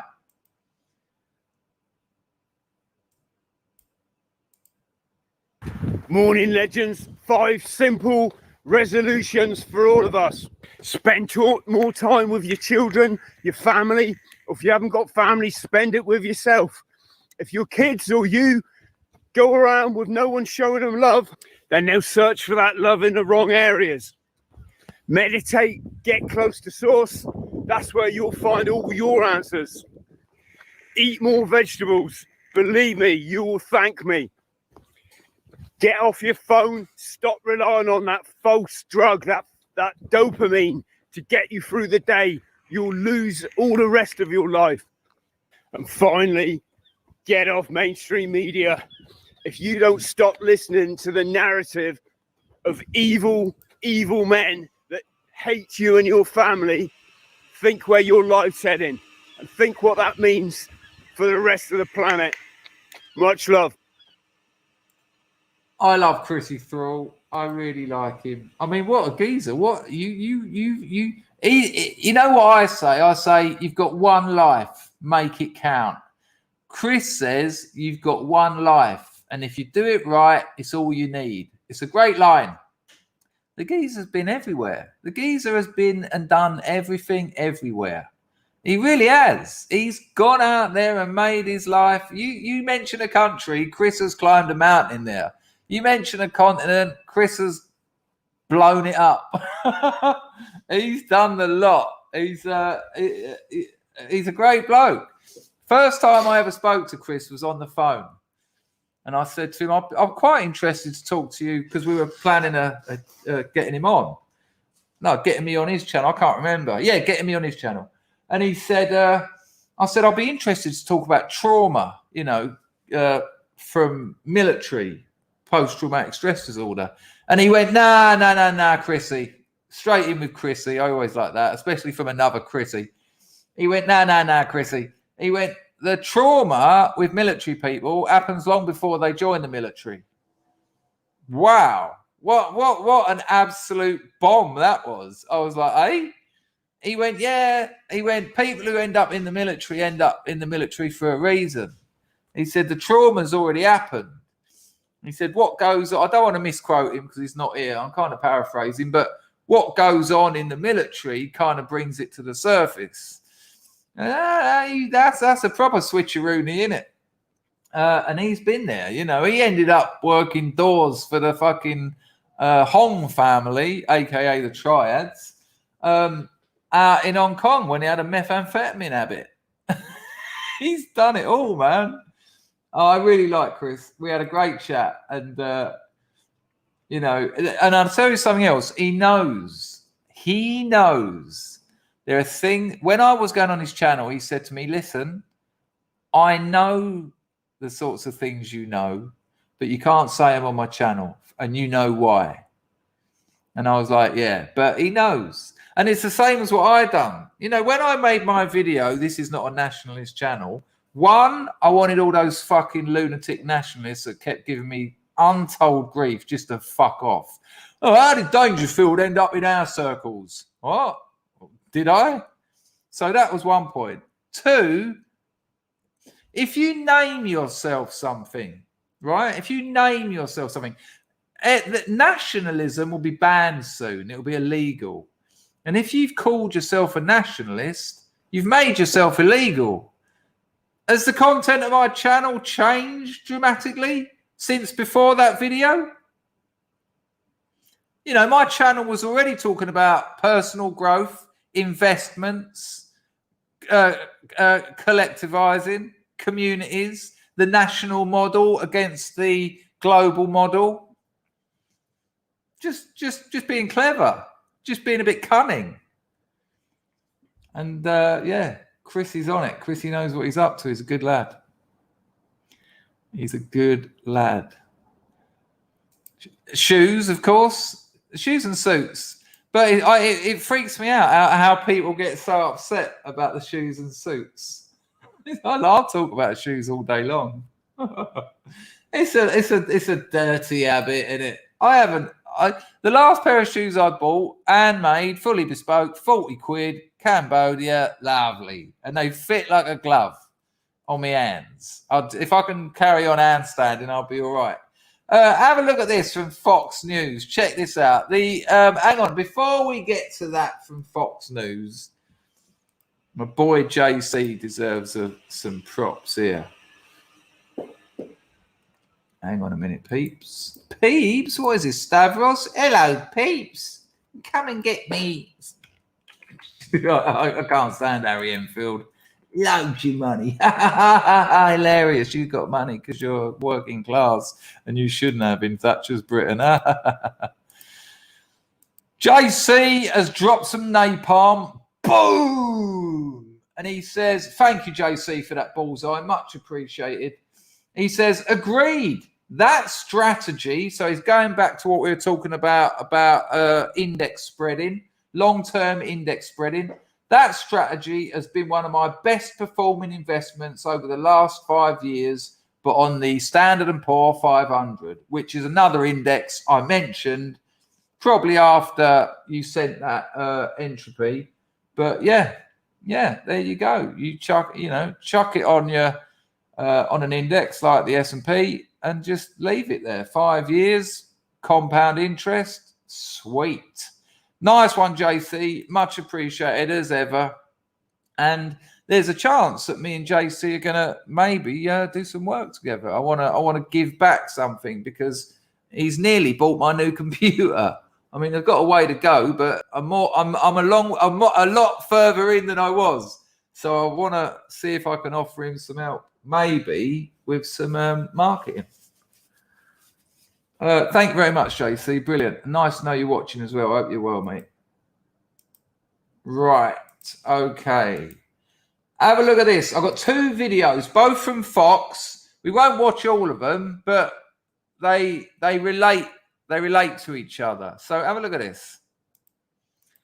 I can't believe I've done 2 hours. It's now gone 2 o'clock in the morning. Fucking hell, man. This is when am I? This is why this novel don't get finished. I enjoy this too much. So we'll have a little look at this, right? Go. Audio check will be handy. Welcome back. Thank you for being here on New Year's Day. Border Patrol agents picking up a surge of migrants from as far away as Turkey. Turkey, as far away as Turkey. Oh, they must be running from awful cartels in Ecuador or Turkey. Turkey. Why wouldn't they be? Why wouldn't they be? Go to America. They're letting you in. 500,000. What? Build back better. Open borders. You can vote. You can vote. Get an house. Get a job. You don't even need any papers or nothing. America's open. Turkey? Why wouldn't they be? And dozens of other countries. In fiscal year 2021, there were 1,400 encounters with migrants coming from Turkey. That's up from just 109 in fiscal year 2020. And so far, in fiscal year 2022, there have been nearly 960 encounters. Well, I can't imagine why those numbers have changed dramatically from Trump to Biden. I mean, I wonder why. This is the Democrats' political strategy. This is their policy. Import voters. That's the only way they're going to get away with it. Weirdly, though, they won't get away with it because most of their people come from commie countries. They ain't voting for communists. As soon as they hear the government talk about giving out free stuff, they'll be like, yeah, I've just got out of that fucking mess. Nah, I want a job. I want to pay my taxes. And I don't want another communist government. So unlucky, Bo. And let's go, Brandon. Since October. Here to react is former acting ICE director and Fox News contributor Tom Homan. Tom, happy New Year's to you. Excuse my sarcasm here, but are these Turkish migrants fleeing the gang violence in Guatemala, which Kamala would say is a root cause? No, that's a ridiculous, her talking about the root causes of illegal immigration is ridiculous because. And without a doubt, it is ridiculous. I mean, we all know this. This whole thing that these immigrants are running from terrible things. I mean, America's open. The doors are open. You can come in. Even when ICE catch you, they don't send you back. Now they process you, and then you're allowed in. You just haven't got to wait 5-10 years to go through it properly, like the decent people have been doing. No, you're nicked. Get in the back of the truck. We're going to process you and let you in. Oh, that sounds great. That sounds like a good policy. What could possibly go wrong? Because Border Patrol's encounter people from 150 different countries. 150 different countries. So the whole world knows our border's open. The whole world knows that they can get to our border, they can get into the United States. Hang on a minute. Oi, most important bloke in the chat. There's 136 people. I'm watching videos. I'm talking about other things. Colby Bohannon. I don't know what your fucking question was. Oh, Dangerfield won't respond to my question on air. No, I haven't fucking read it. What are you talking about? Where is it? Let's see what mad question this is. Can I join you for a brief conversation on air? No. There you go. I've answered your question. And many of these countries, either support or sponsors of terrorism. That should scare people. And look, the Border Patrol's already arrested, at the last count, 16 people on the FBI screening database.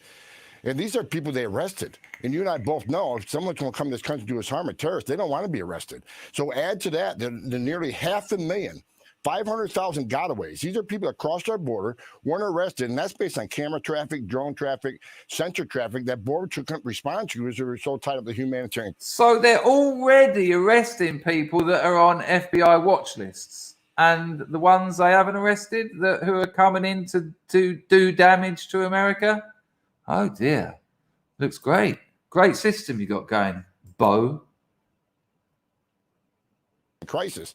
Look, maybe this administration, maybe the White House and Secretary Mayorkas want to play those odds, but I'm not willing to roll the dice on that. I mean, this border, you can't have national security if we don't have border security. It's a huge vulnerability. Tom, I can't imagine anyone with half a brain doesn't see that, doesn't see what you just explained. So they have to be doing this purposefully. And that begs the question, why? Why, knowing that known terrorists or people with known terror ties could be coming to the U.S. through this open southern border, why then would you do that? Why would you allow that and jeopardize the safety of America? Well, you answered the question when you said it, mate. That's exactly what it's about. They want that. They hate the country. They've made their money. They despise America. They despise everything it stands for, and they want to destroy it. And if you think you can question that, look at the last year. Look at the first year of the administration, the southern border, Afghanistan, energy independence, Nord 2, China, Miley, inflation, gas prices, the riots. Oh, it's all looking good. Oh, well, you know, it's a fucking mess. And it is intentional. Of course it's intentional. This isn't an accident. They want to stop the southern border. It's easy. Absolutely ridiculous. And I've got another video to show you on in relation to that. A couple of super chats. A lady for the king. Hoita! Chuck her in the harem.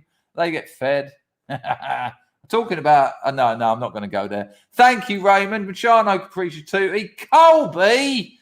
God bless you, Dangerfield, you cheeky son of an angel. Oh, I'll pass it on to Big Mama Danger. Been a fan since you told that garden gnome poop story. Well... very kind of you, Colby, but we had a call in yesterday and anyone was available to call in, but you can't just come on and say, I want to talk to you live on air. But keep an eye out, subscribe maybe, and if you see the call in, you can call in and we'll talk about anything. There you go.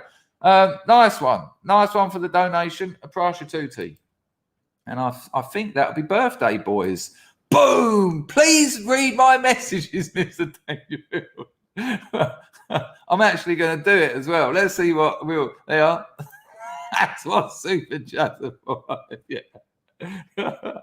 Freaking gas. It was fair enough though, wasn't it? I don't like getting called out. He won't read my questions. No, I just can't see them all. Hello, Rollo. What a terrible shame your phone packed up yesterday, because there was a lot more to talk about there. And you had a lovely. I felt like we had a good rapport going there, and you had a nice. You came across well. It was you're a nice bloke, and it emanated from you. So that was a real shame. Rollo says, I had a Turkish friend about 3 hours ago. He was 42. He will be greatly missed. Oh, sorry, I lost a Turkish friend. About 3 hours ago, he was 42. He'll be greatly missed. Sorry to hear about that, Rollo. Horrible. I used to live next to a couple of Turks in Soho. They were good lads as well.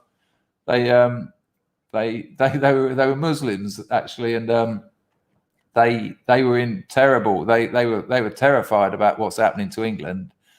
And I was like, well, what's the problem? And they said, well, there's too many Muslims here. They said, if England keeps this going, you don't know the mess you'll have on your hands. I was like, well, weird you should say that. Funny you should say that. And, you know, it's the joke, isn't it? Like, they were like, that's why we got out of that hell. And it's like the communists leaving communist countries to find themselves in the United States of communism.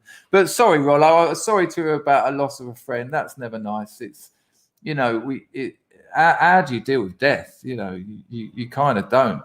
You kind of don't. And Colby, thanks for that donation as well. That's very gentlemanly of you, actually, I thought. And thank you, Vincent. Happy birthday, son. Right, where are we going?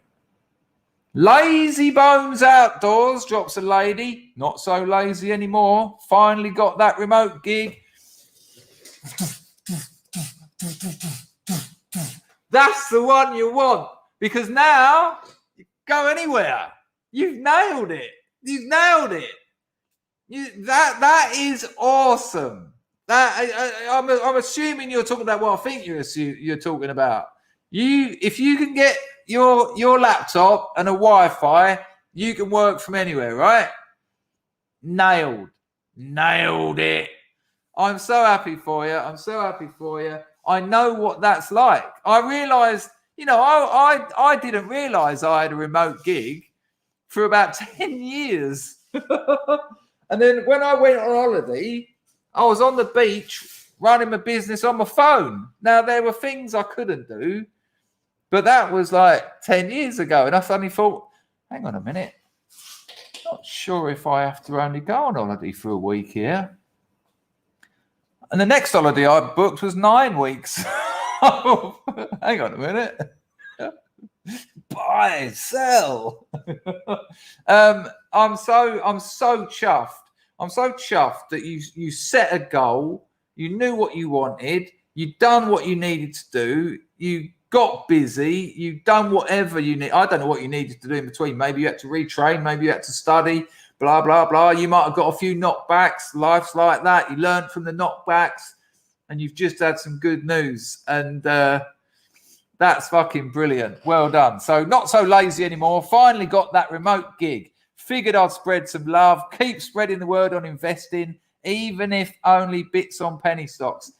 Look, even if you can just get frugal, go out half as many times a month. Don't buy that new game. You don't need that other pair of trousers. You don't need that. Get £100 a month into an index stock.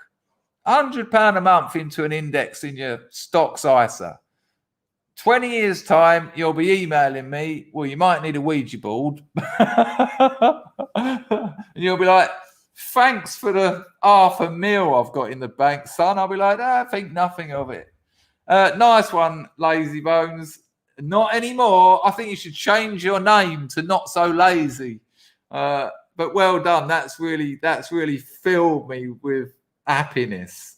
Because I know what's just happened to you. You've just freed yourself up. You've just got more choices now. And more choices is more freedom.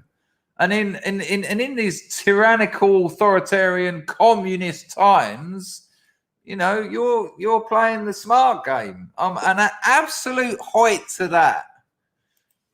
Right, Pax Max is giving me the entropy whistle. Hang on, but it's not there. Mr. French sent an entropy yesterday, and he said frozen penis. It would appear that today's entropy is the next installment of the frozen penis situation. I mean, we've had red ball or red sack syndrome. We've had jock itch. Let's see what French is up to. Boom! Yesterday's frozen penis comment was referring to you fainting after seeing the dick doctor. Of course, the frozen penis was mine. I think that's why a bit of me didn't. It wasn't too weird because maybe on an unconscious level, I thought, yeah, I've had a frozen penis. For people who don't know, I got my dick frozen years ago. Liquid nitrogen. Oh, not a little medical thing. Fucking couple of canisters looked like an oxyacetylene torch. I was thinking, are you freezing or burning? One and the same when it's liquid nitrogen. Freezes my penis. Says come back in a couple of weeks. You can read about this in my Substack, link in the description. That story is called Falling Over, Fainting, Seizures, and Other Hilarious Things. It's about the basic reality of human failure being at base hilarious, regardless of the consequences. Like when my mother see a geezer fall over on the zebra crossing. And in that story, you'll read, I'll never monetize my Substack, by the way. Link in the description. Sign up for us. It's going very, very well. Cracking stories.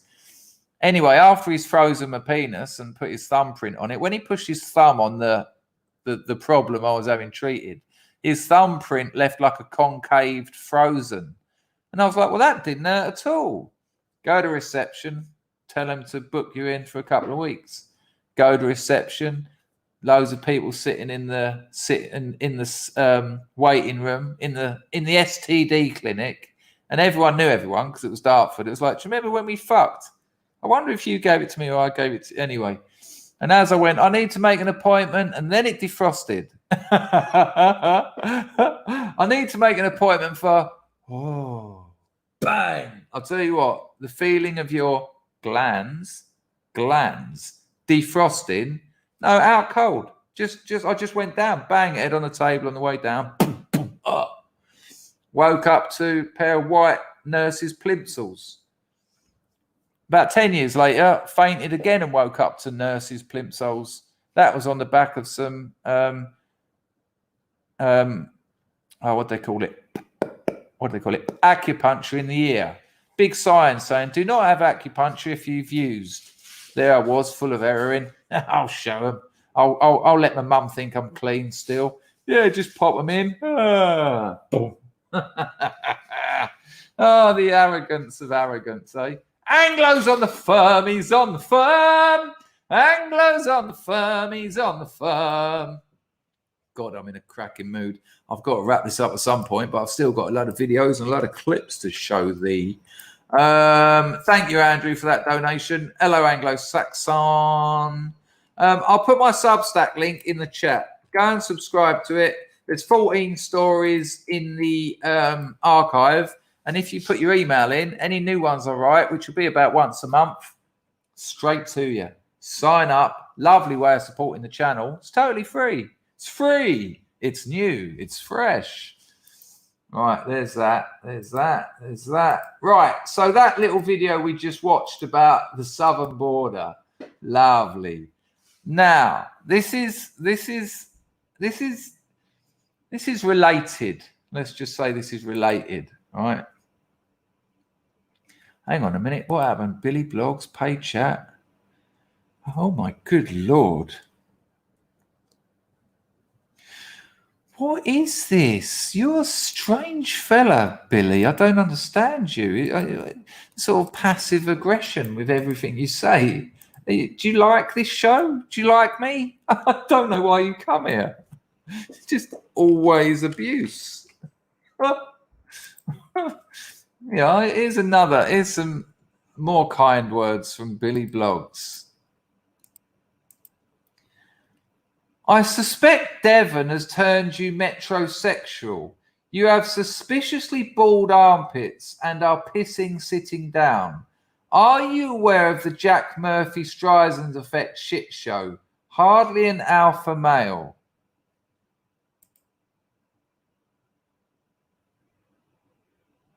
Okay. Well, if that's what you suspect, I think you're thinking far too much about my metrosexuality and pissing habits. That's all I can say. I suspect life has turned you into somewhat of a bitter person. I like winding you up a bit. Oh, God, the tension. Water off a duck's back, Billy. I've had guns put in my mouth, mate. Right. No, thank you for this entropy, Billy. Lovely. I don't really know what to make of that comment. I mean, I've known Devon for about 5 years, and I've never shaved me. I've never shaved anybody here, except for my head. Well, have I done it myself? Yeah, I've got the old clippers on there. Right, I'll put this on the screen. It was on my Telegram earlier. I'll only flash it up, though. Flash it up. Oy, oy. But have a look at this and wonder why we're where we are. And, if you're going to make an article of it, there you go. Mum of two. Mother of two.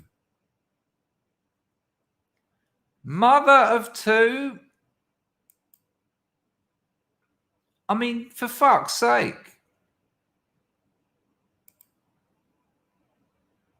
Although I must admit, my missus hasn't had coronavirus. All right. Right, let's shunt through this like a camel with no back legs. It's connected to the... Right. Melvin says, got to trim the pubes. Yeah, but I do that with friction. I'm bored as a coot down there, mate. Right. This is related to the southern border. Check this out. Now, if I'd have said this 4 years ago, which we were encrypted, you'd have got in trouble. But apparently, the Overton window is Ted Malt's dead.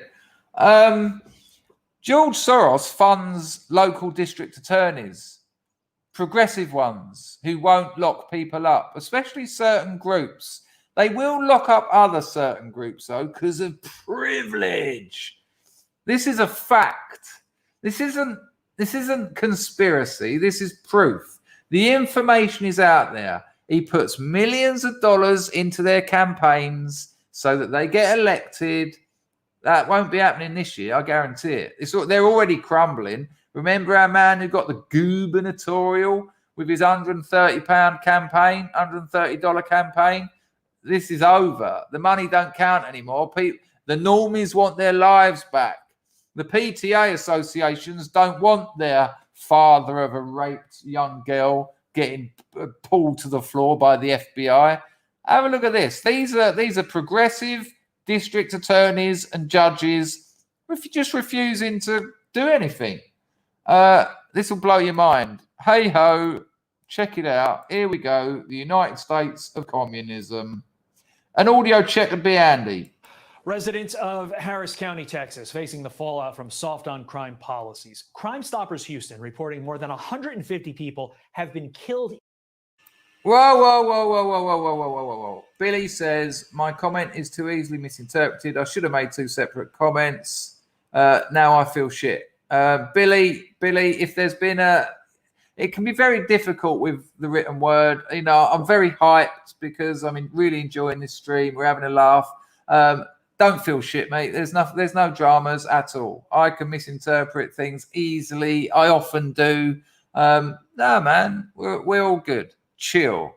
You know, you donated to me. You've donated to this stream. I think everyone you've been on. We're good. Chill. That was probably me more than you, all right? So I don't want you to feel shit about anything. Feel good about things. Apart from this video, though, admittedly, that isn't great. I'll take it back a bit for context. Have you got audio? Policies. Crime Stoppers Houston reporting more than 150 people have been killed in that county by suspects out on multiple felony bonds over the past few years, and that they were released by progressive judges. Our next guest is a West Point graduate who wants to restore funds to the Harris County criminal justice system. Let's bring in Republican candidate for Harris County Judge, Alexandra Del Moral Mueller. Good morning, Alexandra. I guess you're running for this office because you want the principles and morals and really the way of life that you believe in and as a part of this country to be represented in Harris County. When I hear that, I believe the number was 115 folks that are accused or credibly charged with murder have been let out. I believe that's correct. What is the message there? I mean, you've got to laugh or your head will explode. 115 murderers let out. Just charged with murder and then, go on, fuck off, back out into the, as RMF said, back out into that one county. 115, he said, then murder. Do you remember when people used to get punished for killing someone? Not these progressives. No, locking them up ain't going to do anything. Well, it's going to keep them off the streets. It's going to probably stop murdering other people, which is what has happened here. No, it's only murder. Come on. Shoplifting, smoking weed, murder. Tomato, potato. Fuck me. What situation does someone who has committed murder or charged with committing murder, in what situation do they need to be released without bail or released on bail? No, and thank you for having me. And I would say right now what we're experiencing here in Harris County is really nothing short than a failure of leadership. And this problem really did start back in 2019. And to your point, that's when Crime Stoppers first raised the alarm about this new slate of progressive judges that started routinely releasing the most violent offenders back into our community. And it's resulted in that death toll, over 150. And to really bring this point home, over 150 people have been killed by these people who got released. These murderers who'd already murdered, who got released, some with no bail at all. Nah, you're all right. You only killed someone. Go on, you'll be all right. And then there's been another 150 killed by these people.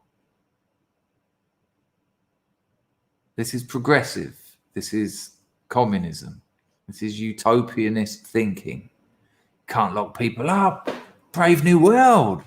Come on, they'll be all right. They just need a couple of sessions with some feminists. You get them in with those feminists. You watch the death tolls go even higher.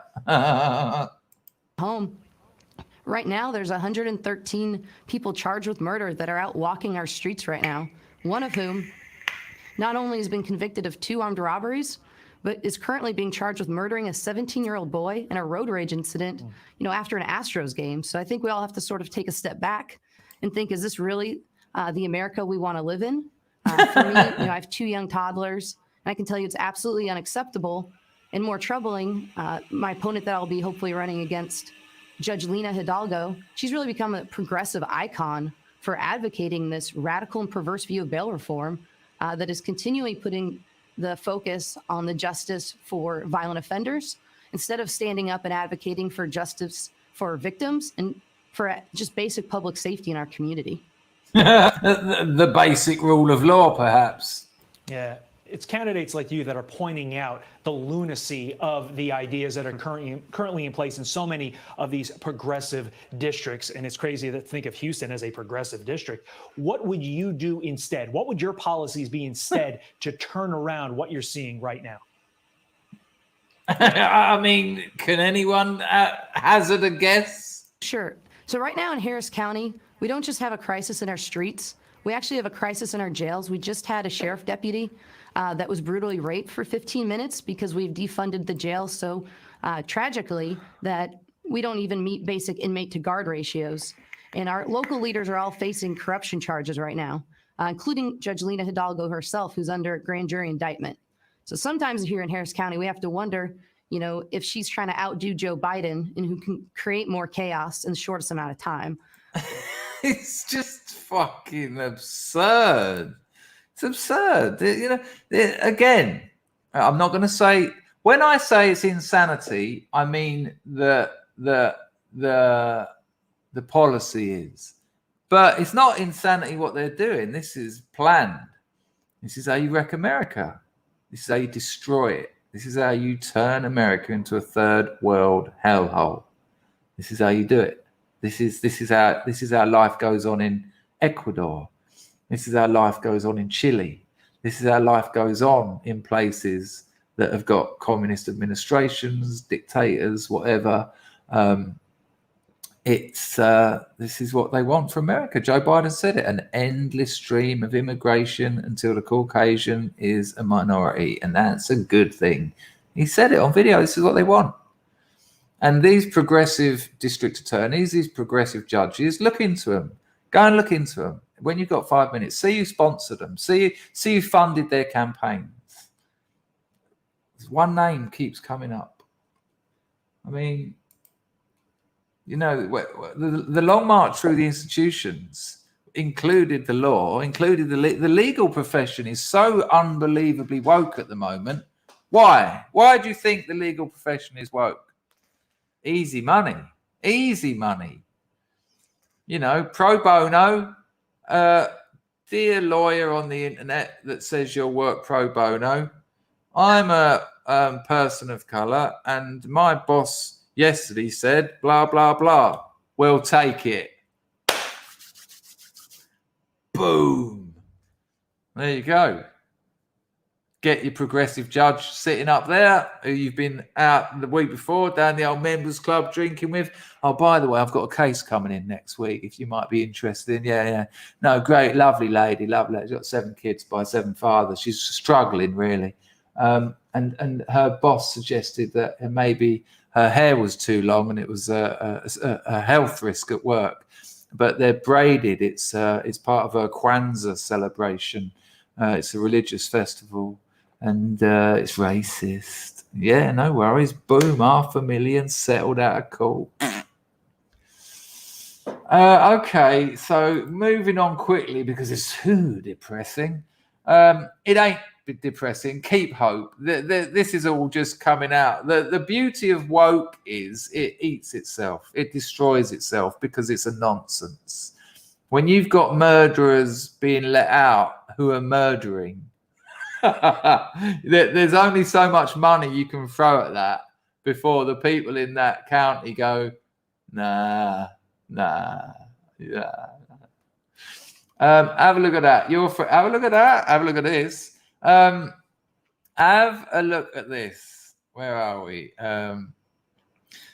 Billy, man, chill out. It's all good. It's all good. I've clocked that super chat. I'll show it in a minute. But honestly, man, sometimes the written word can be misconstrued. It happens all the time.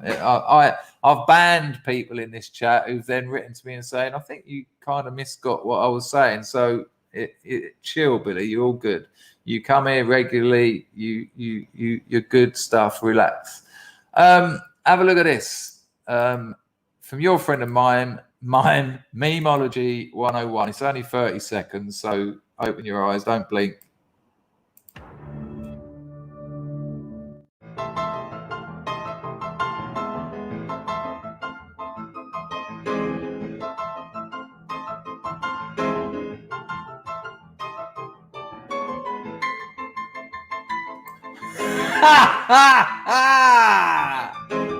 Bruh.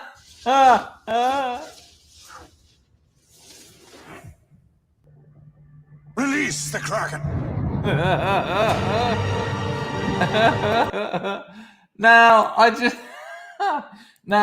want to echo that I was listening to Greg Johnson talking about the coof and saying it will just peter out because the population is getting less and less. You know, people are doing in the West, as far as I can see, what they done here, but they done here a lot faster. They were like, oh no, this is terrible. Yeah, it ain't that bad. And then life got back to normal. And I see that happening. I really do. I think Ireland might have some trouble because they're kind of like a litmus test for the rest of Europe. But on the whole, I think it will largely peter out over the next year. But I didn't see Flurona coming. I did not see Flurona coming. Fucking Flurona. And the mad thing is, I've got to be really careful, so please try and read between 9 lines. When I considered this petering out lark, you know, we all know what's happened to influenza. It's kind of disappeared, isn't it? Well, hang on, what happened to the tens of thousands of people each year that die of influenza? They seem to have just gone. And so I've got to admit, I did not see this. This is almost a work of genius.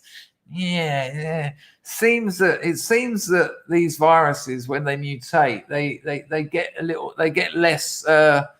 They don't kill as many because they want to survive longer. Yeah, what are we going to do about that? Flurona. Fucking Flurona. I'm laughing at it because this is all coming to an end, people. This is the orgy. Exactly, Arklow Rocks. Exactly my point. This is all coming to a head. This is what I mean. The normies want their lives back. The pendulum is swinging. They reckon that transgender female, who is a woman, of course, I'm not, they reckon she's going to break every record in the Penn State Uni. She's going to be like the new best swimmer ever. Because it's all such.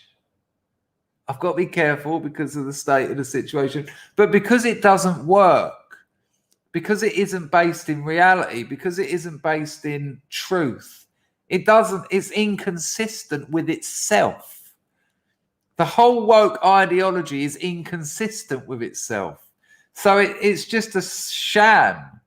And so it's now, we are now reaching peak woke, where you've got the FBI in Parent Teachers Association meetings, because apparently if you criticize your teachers, you're a domestic terrorist.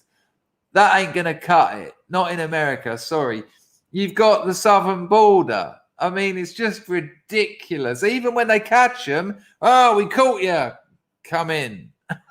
What? Come in. We got him. We got him. Yeah, we got him. Yeah, we'll bring him in. Yeah, no problem. They can vote next year. No problem. Okay, you got to ask for him. Lovely. Madness. I mean, everywhere you look, it's just eating itself. It's just women's competitive sports will be over in a year. That just won't be a thing. All the women are going to be like, nah, I'm giving up. I'm not sacrificing my life to come second or third or fourth. I'm just not doing it. Women's sports will be all men. I'm sorry. Women's sports will be all trans women because they're very good at what they do, is what I'm trying to say. Raymond, Tommy Cooper magic trick. Coo, flu, coo. Just like that. Nice one, Ramon. Right, where are we? Hello down, Shane. Hello, mate. Nice one for the super sticker. I want it to be a splendid sticker. I'll take it from you, Shane, as a splendid sticker. Right, let's put the lid on this Billy blog situation once and for all. Billy, chill, brother, chill, my friend. Billy, thank you, Shane. Appreciato. Did you get some subs yesterday? Billy says this. I was gently ribbing you about pissing sitting down and totally separately asking if you were aware of the Jack Murphy Goldman scandal. He is the alpha male role model who does gay stuff on camera. I do not know anything about that, no. I do not know anything about that, no. Billy, the reason I piss sitting down is so that I can put my phone there and watch a video. Because when you get to my age, the plumbing ain't what it was. You know, if I'm standing up, I could be there for some time. Nice one, Billy, though. We're all good. Lee James, what a brilliant stream. We all have our talents. Ask Moz his favourite throw. Moz, what's your favourite throw? Don't even know what that means, but it is a brilliant stream. What's your favourite throw, Moz? What kind of throw do you mean? Nice one, Lee. Oh yeah, they are. Sorry, good point. Well corrected. Yeah. She's gonna absolutely dominate it. You know, she's just smashing it. The other competitors are still pulling on their head condoms, and she's finished. Yeah, if it was it is a movie, Scurry, and we are calling it bullshit. I can't keep up with all the chat. There you go. We got that one in. Nice one, Raymond. The Prasha Tukar Katuto. Good Lord, I'm so far behind the chat. Nice one, Leon. Jack Murphy did nothing wrong. I'll have to look into it. I don't know anything about it. So I can't say. Nice one, Leon. Nice one, Billy. Both of you for the donations, and Raymond's one in there. I am rushing through these because it's now 2:45. Oh man, I'm going to be up till 6 again, and it's Monday tomorrow. Oh Lord, Lord, won't you buy me a Mercedes Benz? Right, a little bit of salty cracker here. Now, I know that a lot of you don't think he's quite as good as I think he is. I think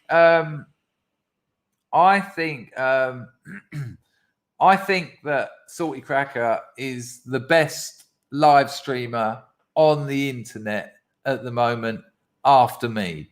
I will give him that. It's the Rose Roethlisberger. Now, I've said it a load of times, and a few scrubs have written to me and said, I don't think he's all that. Now, okay, that's, it's only subjective. The reason I'm showing you this clip is not really for what Salty Cracker says, although he does say some hilarious things, but it's just the trolling of CNN. Right, well, we'll get to that in a minute. Dangerfield, get the clip off the You Are Here podcast. He told the host to fuck you for bringing up his article about cucking. He's all over the place. Jeff, I will do, but not now because I've got to get some working on my novel. I can't keep apologising for not getting it written and then not doing any writing on it. And I've got to work all week, so I've got to, you can fuck off. I can't have it halfway through. And suddenly, a dragon, I was shivering. It was a cold, cold night. I was wading through puke on the floor. And suddenly, a green hand came out with talons. I was no longer a junkie. I was a kraken. Nice offer, Lumi, but unfortunately, your grammar's too good. It doesn't suit my style.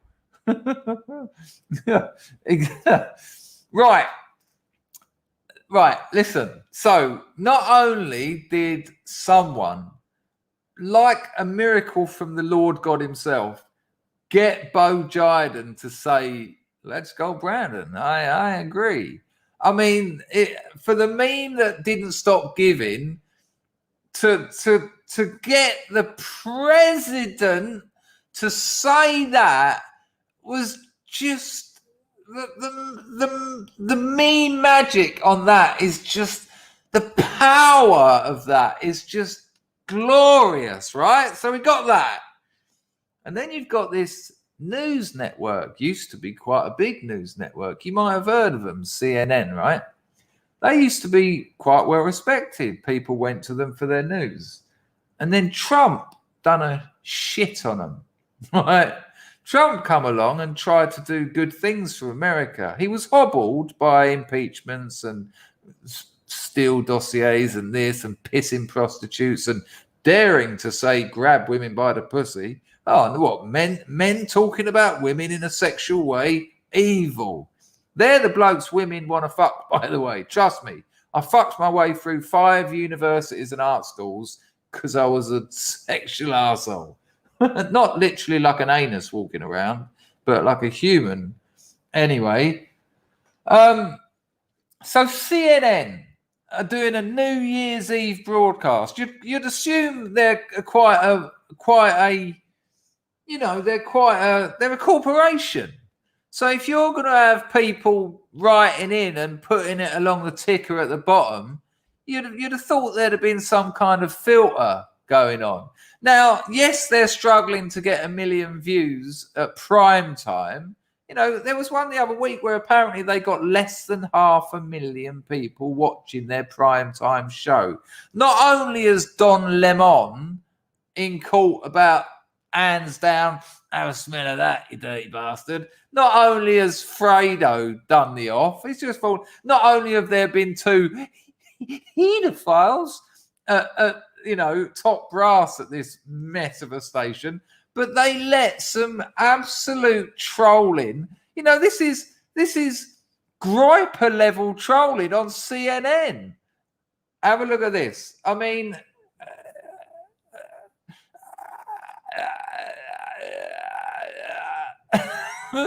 I'm rarely lost for words, but check it.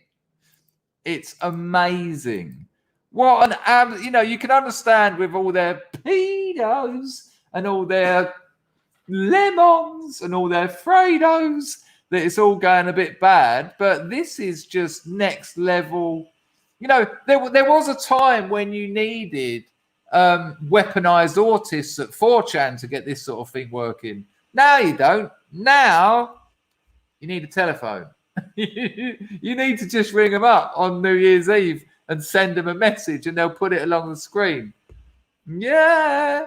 No, you don't. There's no weaponized autist. Yeah, you've got my point. Check it. Oh, bollocks. Hang on. 1, 2, 3, 4. Here we go. If you haven't seen it, prepare to be absolutely giggletroned. These are all fake tweets. Bend over. Can we just enjoy that CNN on their New Year's Eve broadcast bend over at bend over? Now, if no one knows, bend over, it obviously means bend over, but bend over was a UK pornographer. Bend over. It's just that. Who put this on the screen? Oh, we've got a tweet coming in for the live broadcast. Oh, it's from Bend Over. Bend Over. It doesn't stop there, though, because you might be able to give these fucking leftards a little... maybe Bend Over can get through. Okay. But it gets better than that. I'll take it back, because you cannot watch too much of this. These are all fake tweets. Bend over. Now look at the next one. CNN's throwing out fake Twitter names. Mike Cock's long. Mike Oxlong, and that is amazing. Can you just imagine? That's the best New Year's of your life when you're sitting at home with your mate and you put it through to CNN's Twitter, Mike Oxlong, and they go, okay, we'll put that one up. This is a nice one. Now, as Salty Cracker will go on to say, how many people were tweeting them? How many people were tweeting this shit, no good, commie propaganda bullshit fountain for them to get Bend Over and Mike Oxlong one after the other? How many people were actually tweeting these people? 10? It's just Mike Oxlong is awesome. No, me neither, Dennis. That's why I thought it was excellent. Here we go. Couple more. This is CNN. You think that they'd have someone screening this shit? Who's this one? I need a black man.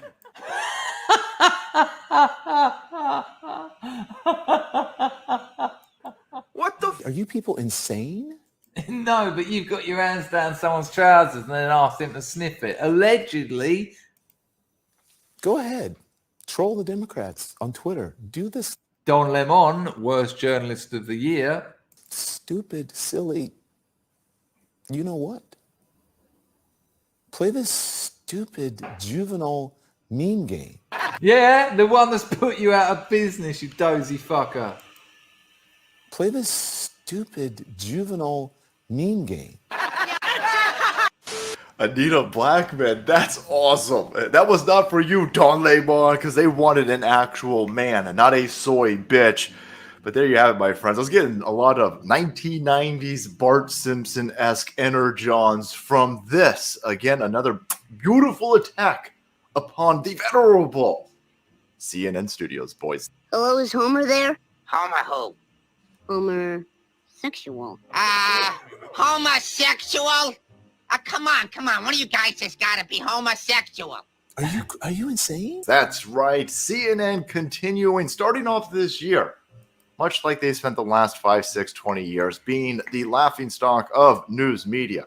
You bullshit propagandist outlet out there, you just got mocked bringing in the new year. I got a feeling this won't be the end of us making fun of you idiots.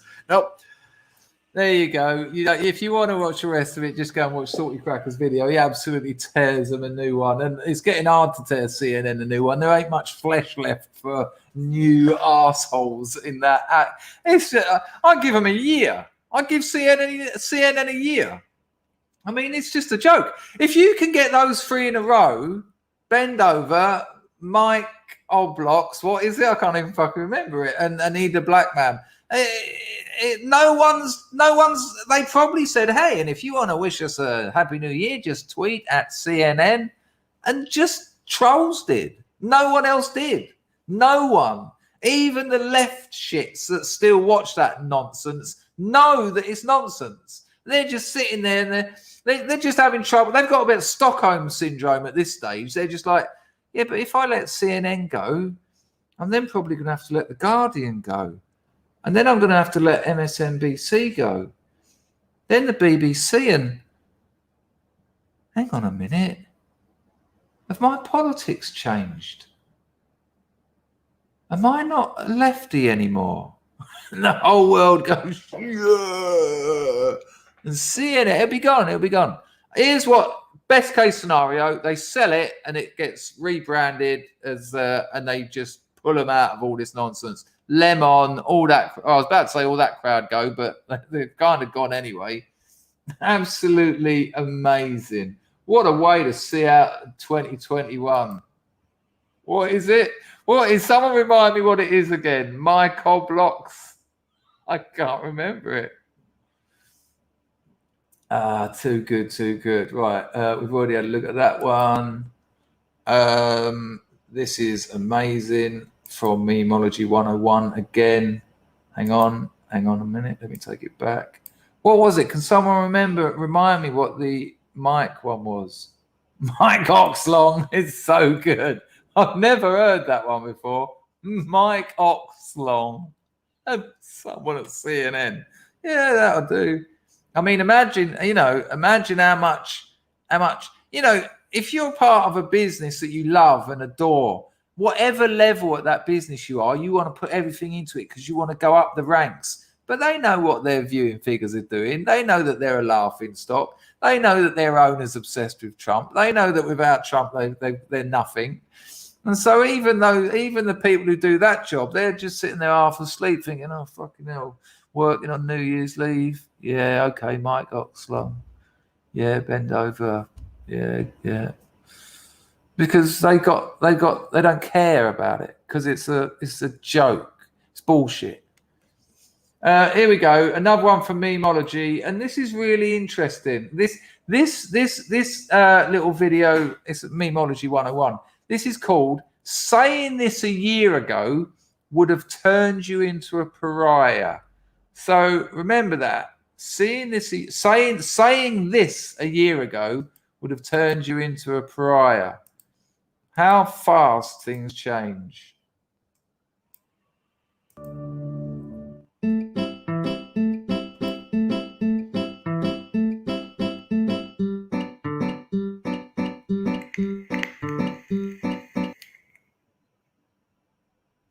Nearly 66% of the eligible population. That has transformed the risk level and experience of the pandemic for the vast majority of those people. And of course, there are still many people, millions, who are immunocompromised or who are otherwise vulnerable due to age or medical conditions. But for the people who don't fall into that category, and we're talking about 150 million people, maybe or more, those people who are vaccinated, particularly those who are boosted, the personal risk of being exposed to this went from something that we hadn't really dealt with specifically like this before in our lifetimes. We hadn't quite had an illness this infectious and this possible to cause serious illness to something that does look more like the flu. And the flu, of course, can still be dangerous, kills tens of thousands of Americans every year, but we don't orient our lives around the flu. Bruh. And that was it. It was that last line. And don't forget, this is MSNBC. That last line, listen. Infectious and this possible to cause serious illness to something that does look more like the flu. And the flu, of course, can still be dangerous, kill tens of thousands of Americans every year, but we don't orient our lives around the flu. Bruh. And there you go. It's peculiar, isn't it? Funny how things change. Right. If you want to sign up to my Substack, and you should, the stories are amazing. I've just put the link in the chat, but it's also in the description. It's totally free. I won't monetize it. The stories are great. True stories from my life. Put your email in, and all new ones I write will be sent to you. And there's a new one that is already being started, and it's an absolute cracker. Honest, it's an absolute cracker. I remembered it the other day and I was like, oh, how have I forgotten that? You won't believe it goes like that.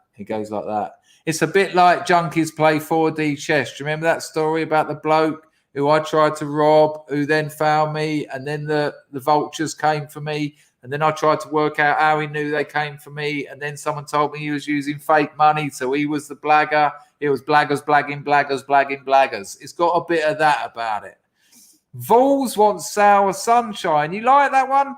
I'm not a fan, but since you asked, I'll play it. I just want to say it's not one of my favourite household songs, but since Volsy asks, he doesn't ask a lot. What's the fucking website called? It's a bit too. There's a vocal effect on it, and we did deliberately use auto-tune as auto-tune, not to try and tune my voice, but in the mid-90s, it was quite cool. A little bit cool. But it's quite a long track, though, Sour Sunshine. I mean, it's all right. So I would like to thank everyone who donated. Let me just make sure I haven't missed any entropies there. It would appear I have not. Thank you to everyone who donated. Thank you to everyone who got busy in the chat. You lot are on fire. That keeps me on fire. Thanks to Rags and Moslab for looking after the place. Don't forget you are valued, people. You have value. Don't forget to watch my new video that I put up about being, about getting a bit of peace up top, about a little bit about meditation in there. I think it'll help you out no end. I will be streaming probably tomorrow morning, starting about, 9:30, 8, 9, 10, fuck knows, UK time, but tomorrow morning. This is a song from mine and Mumford's old band called Sour Sunshine, which was also in the shortlist for the novel titles. What's his name? I can't remember the geezer's name. Who did I do that Channel 4 interview with when I was on the Vows? Oh, Rupert Everett. Rupert Everett thought that Sour Sunshine was a good name for the novel.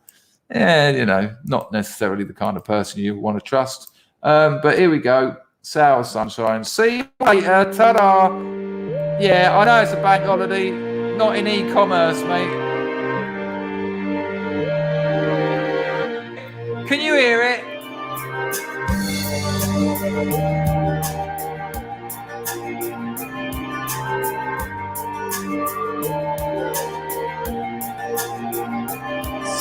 Situation, expectation, caught out of jail. Track me down, track me down, track me down. It's a horrible way to start the day, my love. It'll be alright, it'll be the last time, yeah. I don't wanna grow up, I don't wanna shut up. Who cares if we all fuck up? We've all got plenty of luck, yeah. Luck, yeah.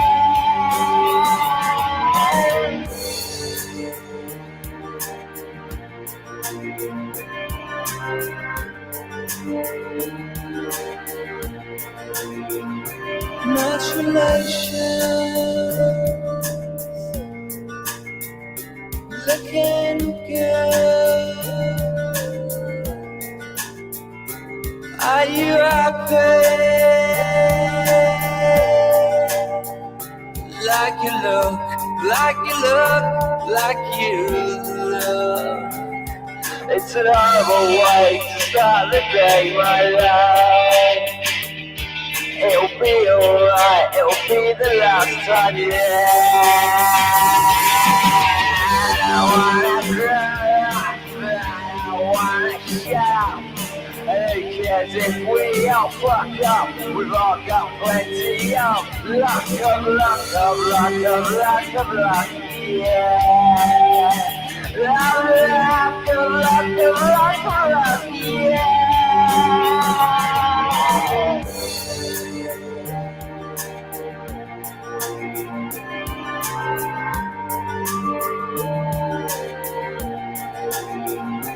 Sexuality,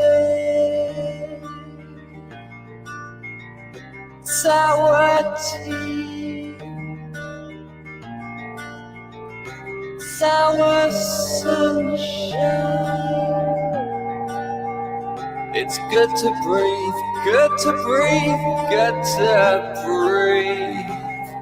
It's a horrible way to start the day, my love.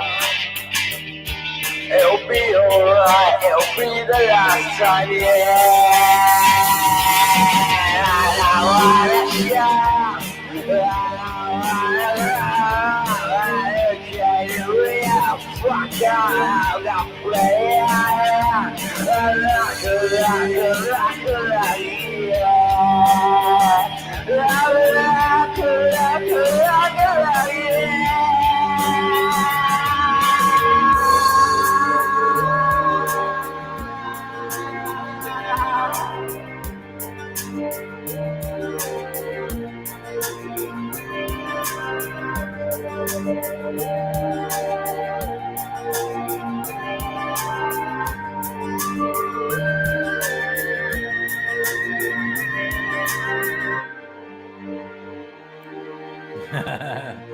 Rags after with new shoes.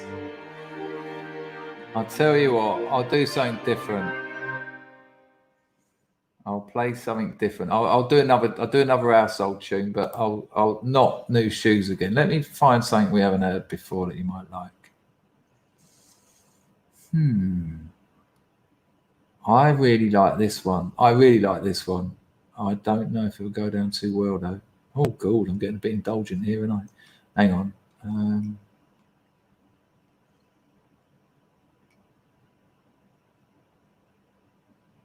Let's try this one. It's a soft one.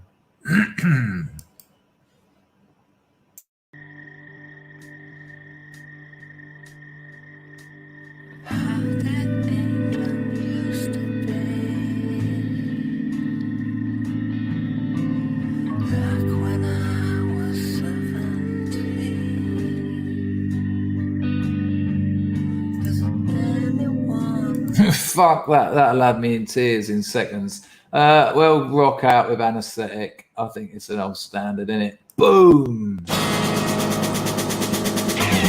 me for elastic, I'm fantastic. I got geometry, it's pretty drastic. Coochie coochie tiger, where can I hide ya? Your roar's too loud, mate. They're gonna find ya. Anesthetic again. Yeah, you're looking pretty rough, son. Your life's coming undone. Everywhere you go, you seem to know someone. I wanna change my life, mum. I don't know what's going on. I pick up all the pieces full and then I drop them. And anesthetic again. And I am here now and then. Hello, Linda. Bless you. 'Cause absence is everything. Yeah, and aesthetic. Yeah. Again. This is the next line, I wrote it when I felt fine. Now it's pointless, that's the effect of time. How did I get it there? Whisper it in my ear, I don't know myself, at least I ain't got my health. And aesthetic again. And I am here now and then.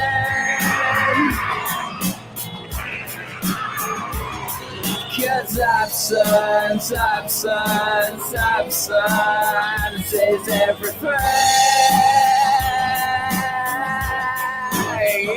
And aesthetic, yeah. Again.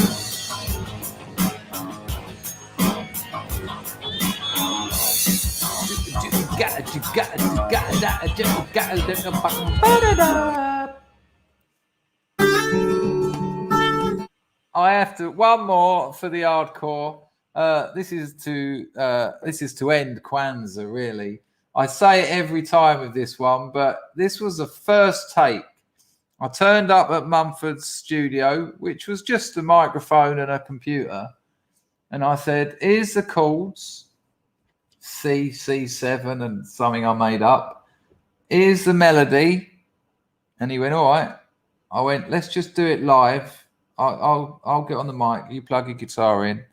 First take. Now, this was in I was at the height of my addiction. I was in real trouble. It's quite clear in the voice. However, it certainly adds something to it. And after we done one take, I just said that's it. It ain't getting any better than that. So here we go. This is called Get It Out. Hang on, how do you play it from the beginning? I'll start another one. Stop that one. Here we go. This is called Get It Out.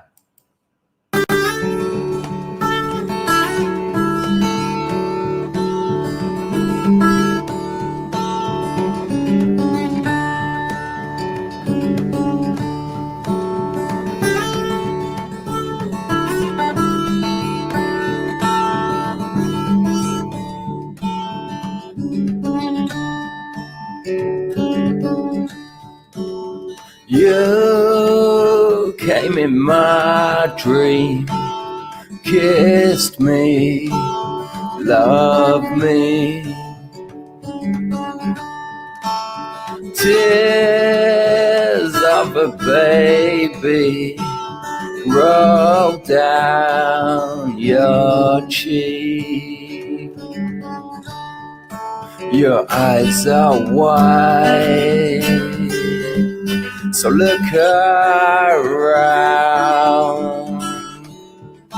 You've loved to give, so get it out. Get it out anytime.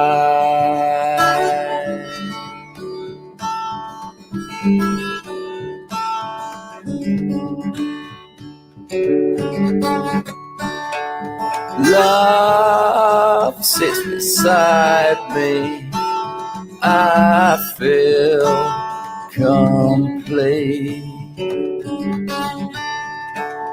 You came in my dream, kissed me, loved me.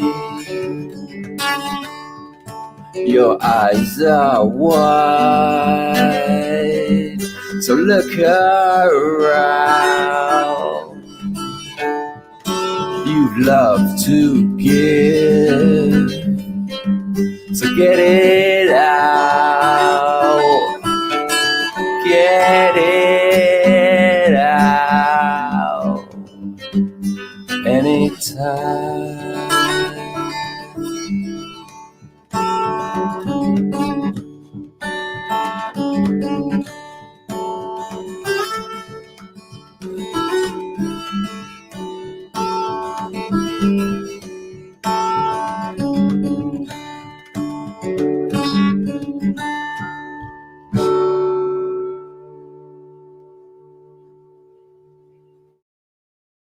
Now, I am going to play one more.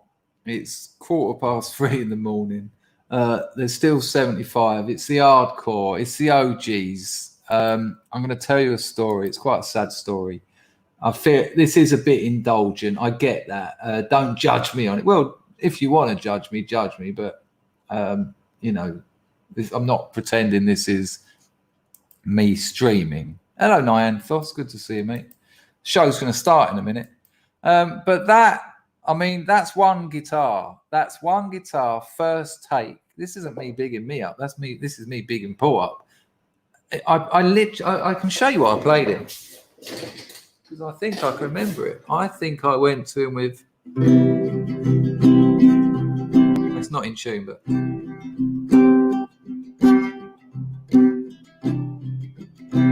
You can get the idea, yeah?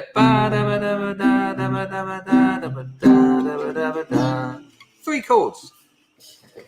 And that was it. And he played that. And when I was singing over it, I was thinking, fucking hell. Did you hear all those lovely guitar players would have heard all those lovely harmonies he was picking out. And when it finished, I said, "Just stop. That song's done." Sometimes it just works. Now, here's where it gets a bit indulgent. I was with a girlfriend, and we were doing an ounce of crack a day. I was selling it. I was bringing kilos from London. This is right in the middle of the Crack Diaries time. The madness, an ounce of crack is a lot. It's 28 grams. So that's 14 each. And in fairness, probably more like 20 me and 10 her. But she had mental problems anyway, really extreme mental issues with like OCD. And we didn't sleep for weeks. You'd get an hour here and there where you just, it gets to the point where crack becomes a sedative because your body's so drained of nutrients and sleep. You have a pipe and you just sort of collapse. On top of that, about a sickie of smack a day. Obviously, you've got to have that because you're a junkie as well. And she had a nervous breakdown. And, the room was filled with bottles like this full of piss because you haven't got the energy to go to the toilet. You literally can't get there. So you just fill bottles full of piss and occasionally chuck one out the window, occasionally pour it out the window so you can use it again. About 30 of these sitting around the room full of piss. And she was walking around with a carving knife and she was etching things into the wall. She was listening at the intercom and the crackles on the intercom. She was stuck to that thing all the time. And she was going, "No, they're coming to get us. They're saying they're going to kill us." And it would be people that we hadn't even seen in like 10 years. Someone I knocked over a coke deal like 10 years before. And I knew that she was gone. She was lost. She was having a nervous breakdown and she still couldn't let go of that pipe. And so I wrote this song and it was I just needed to write something because I did not know what to do. And I kept saying to her, should we get an ambulance? And she'd be like, "No, they're in on it. They're in on it." And she said, have you got mug written on your head? And she was kicking people's doors down, finding that weird inner strength that people who have nervous breakdowns have. And just going in their houses and going, "You fucking come around our house again, I'll fucking have you shot." These are people we didn't even know. It was so dark. Now, it's a 7.5 minute song, but the reason I'm going to risk it is because there's a really, really long, sad bit that's quite repetitive in fairness. But when it breaks open, there's a real sense of hope. And there's a real sense that, I just realized I still loved her. And that with everything else that's going on, that might be the thing that gets us out of this together alive. We were being chased around the country by people. I had 3 guns put in my mouth in 3 weeks. A shotty, side by side, a Luger, fucking Luger. What is this? Surreal assassination. Anyway, so it's a long old song. I imagine we'll lose a few numbers here, but that's the story behind it. I had a girl and she was going absolutely nuts. It's called Sugar.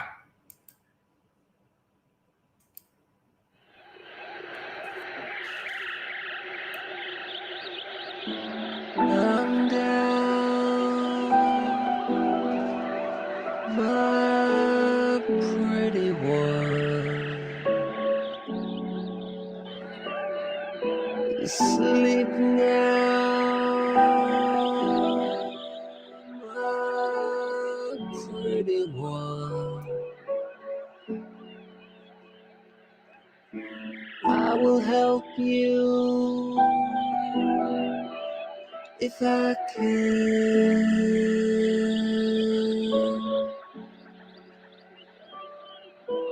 I'll move in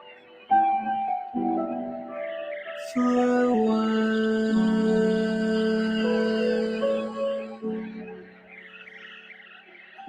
Do you want some sugar?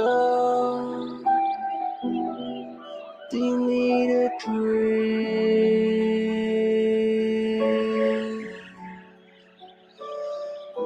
Do you want some sugar? Do you need a drink?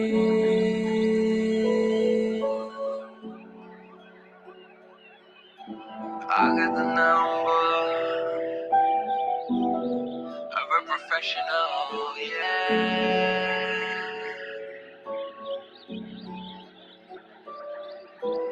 I got the number of a professional, yeah.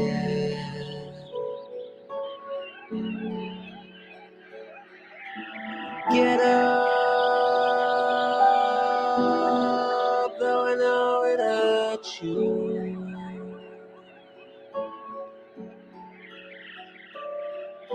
You're trembling, makes me shine.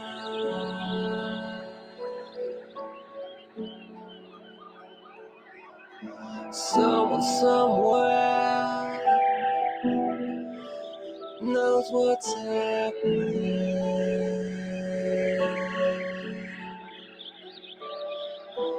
I'll get them here tonight.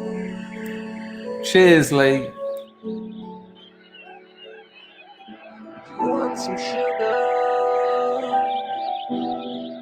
Do you need a drink?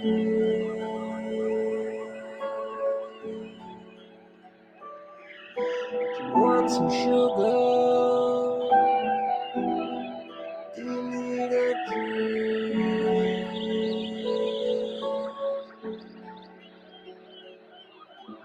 I got the number of a professional, yeah.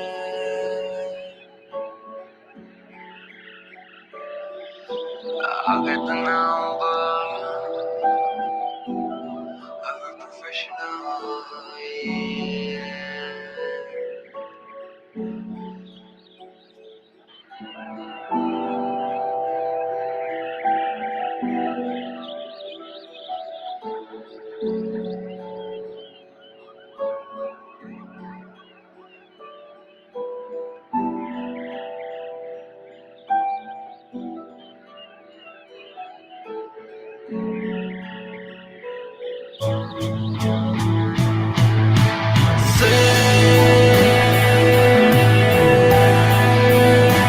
Like you did before.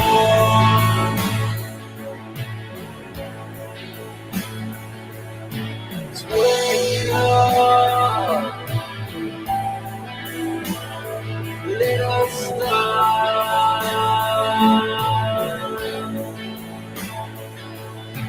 You sparkle as you are.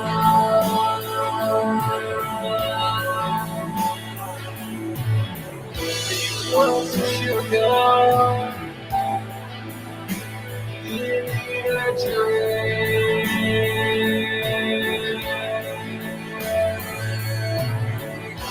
You want some sugar? Do you need a drink?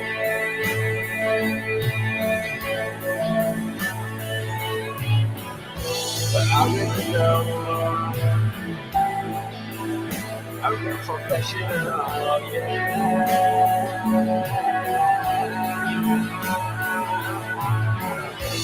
I'm in the number.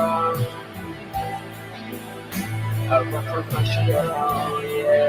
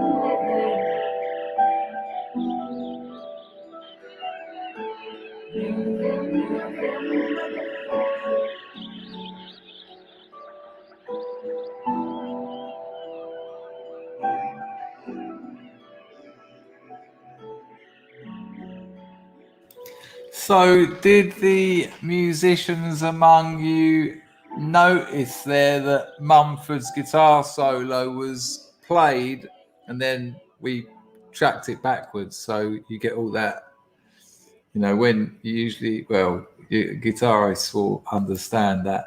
Yeah, you're going to get another one. I'm quite enjoying this, playing the ones that I don't usually play yet.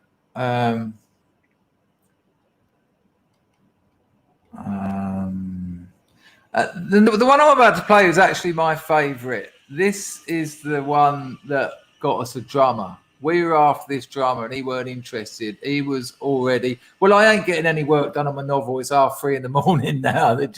I might get an hour in. This is my favourite that we ever done, but it ain't everyone's cup of tea. I used it in a video once and people were like, what the fuck is that? But I really like this. It's very simple. It's very taut. It's very basic. It's got a very basic drum pattern. Dish, gap, dish, gap. And I really like the vocal performance on it. So this will be the last one because anyway, here we go. This is called Overboard. And I'll give you the story since I'm indulging. You wake up one day and you can't go without smack. That's how it works. And you're like, I've got to get some. I can't do it again. And your girlfriend says, no, me neither. And that's it. You're a junkie now. And you never think that's going to happen because it took me 3 years to get to the state where I woke up and thought I can't do another fucking withdrawal. I just ain't got it in me. And so I wrote this one it's called Overboard. Check it out.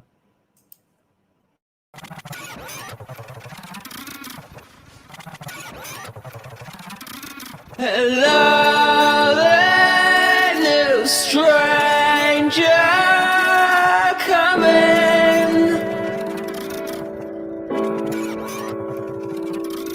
And what you've been doing,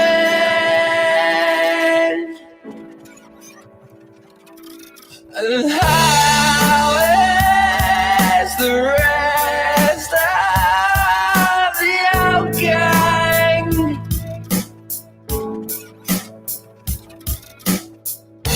They don't like me now, it's alright. I didn't like them much then. Yeah, I'm overboard. Yeah, I'm falling in. I'd like to appear normal, but reality kicked in. I'd like to appear friendly, but it's all giving shit. So won't you please behave? Yeah, wait a minute. I'm overboard.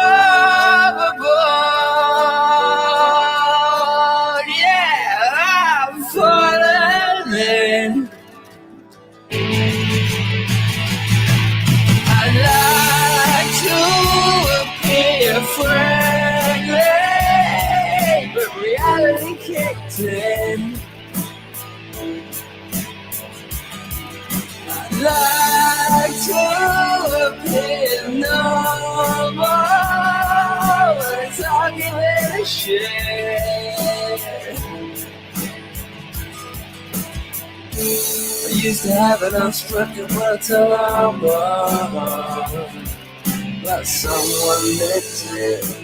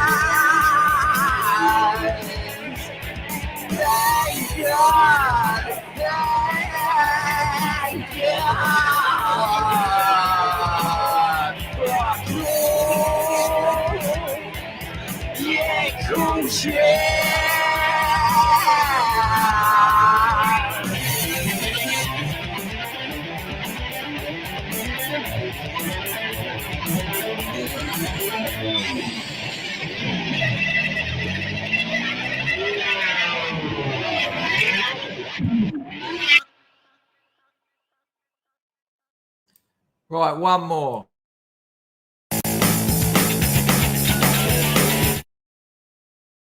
And it ain't that one. One more. I'll see you later.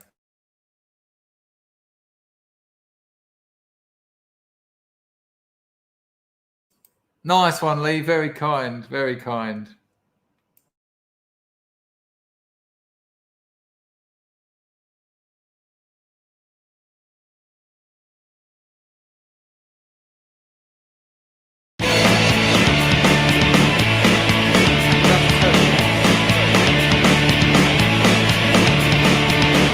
Picking a bird up, getting rough on the good stuff. Only white rats know what to do. Puking on train tracks, dropping my porno mags. Only white rats know what to do. In the meantime, I'm gonna fly. What about you? If you want some, I'm gonna try something new.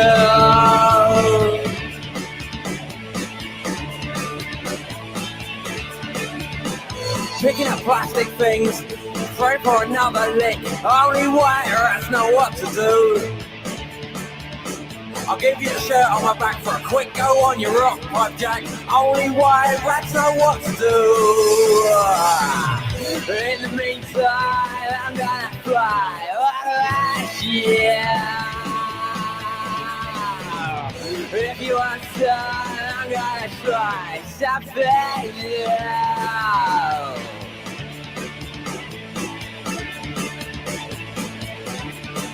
Feeling like a Peter Pan with a chisel in your back and a knife in your hand. Only white rats know what to do. Puking on train tracks, forget my porno mags. Only white rats know what to do. In the meantime, I'm gonna fly. What about you? If you want some, I'm gonna fly something new.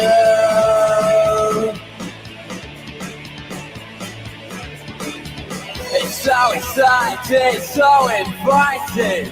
I gotta get my rocks off. What about you?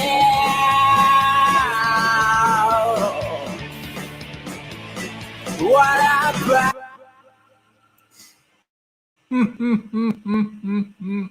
I mean, you've got to understand that from my point of view, that we recorded those tunes. Fuck me, I feel like I should be strumming the guitar, you know? We recorded those old tunes back in that basement in Exeter. We recorded those. How old was I? About 28, 27? So like about 25 years ago. I wrote them about 25 years ago. And there's about another 40. We just don't know where they are. They're on like CDs and pen drives and bits and bobs. But thankfully, Mumford uploaded that lot on SoundCloud, so they're there. But I will thank you, Shane. You like that one, did you? Nice one. Yeah, it's lovely to have them because, you know, Alan said get the band back together. I get an idea. It's nice to have them because they bring back a lot of memories, and you know, they're not all nice memories, but it's nice to be able to put, you know, just have those things that sort of mark those times, you know. Yeah. Anyway, no more of this. I'll tell you what, if I can dig out, you know what? I reckon I've got, there would be all night.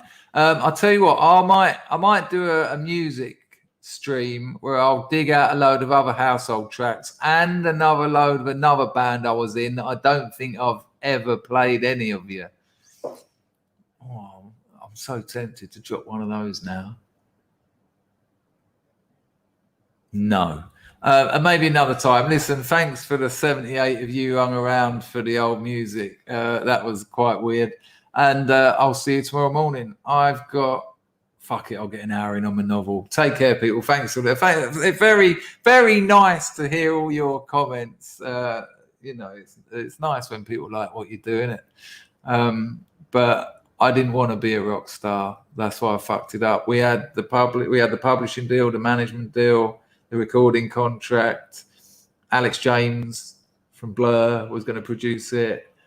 Radiohead were involved. It was all looking good, but I didn't want to do it. That's why I smoked crack in the train toilet instead of turning up to gigs, because I didn't want it. It would have killed me. It would have killed me. Because can you imagine? Can you imagine going on the road? You know, I was fucked. I weighed about 7 stone. Yeah, I didn't want it. I just liked writing songs and recording songs. I didn't want to be a pop star. If I was 18, I probably would have done. But I think anything over 25, you're too old. It's time to stop. It's time to do something else with your life. Look after yourselves. Bless you all. Hoita.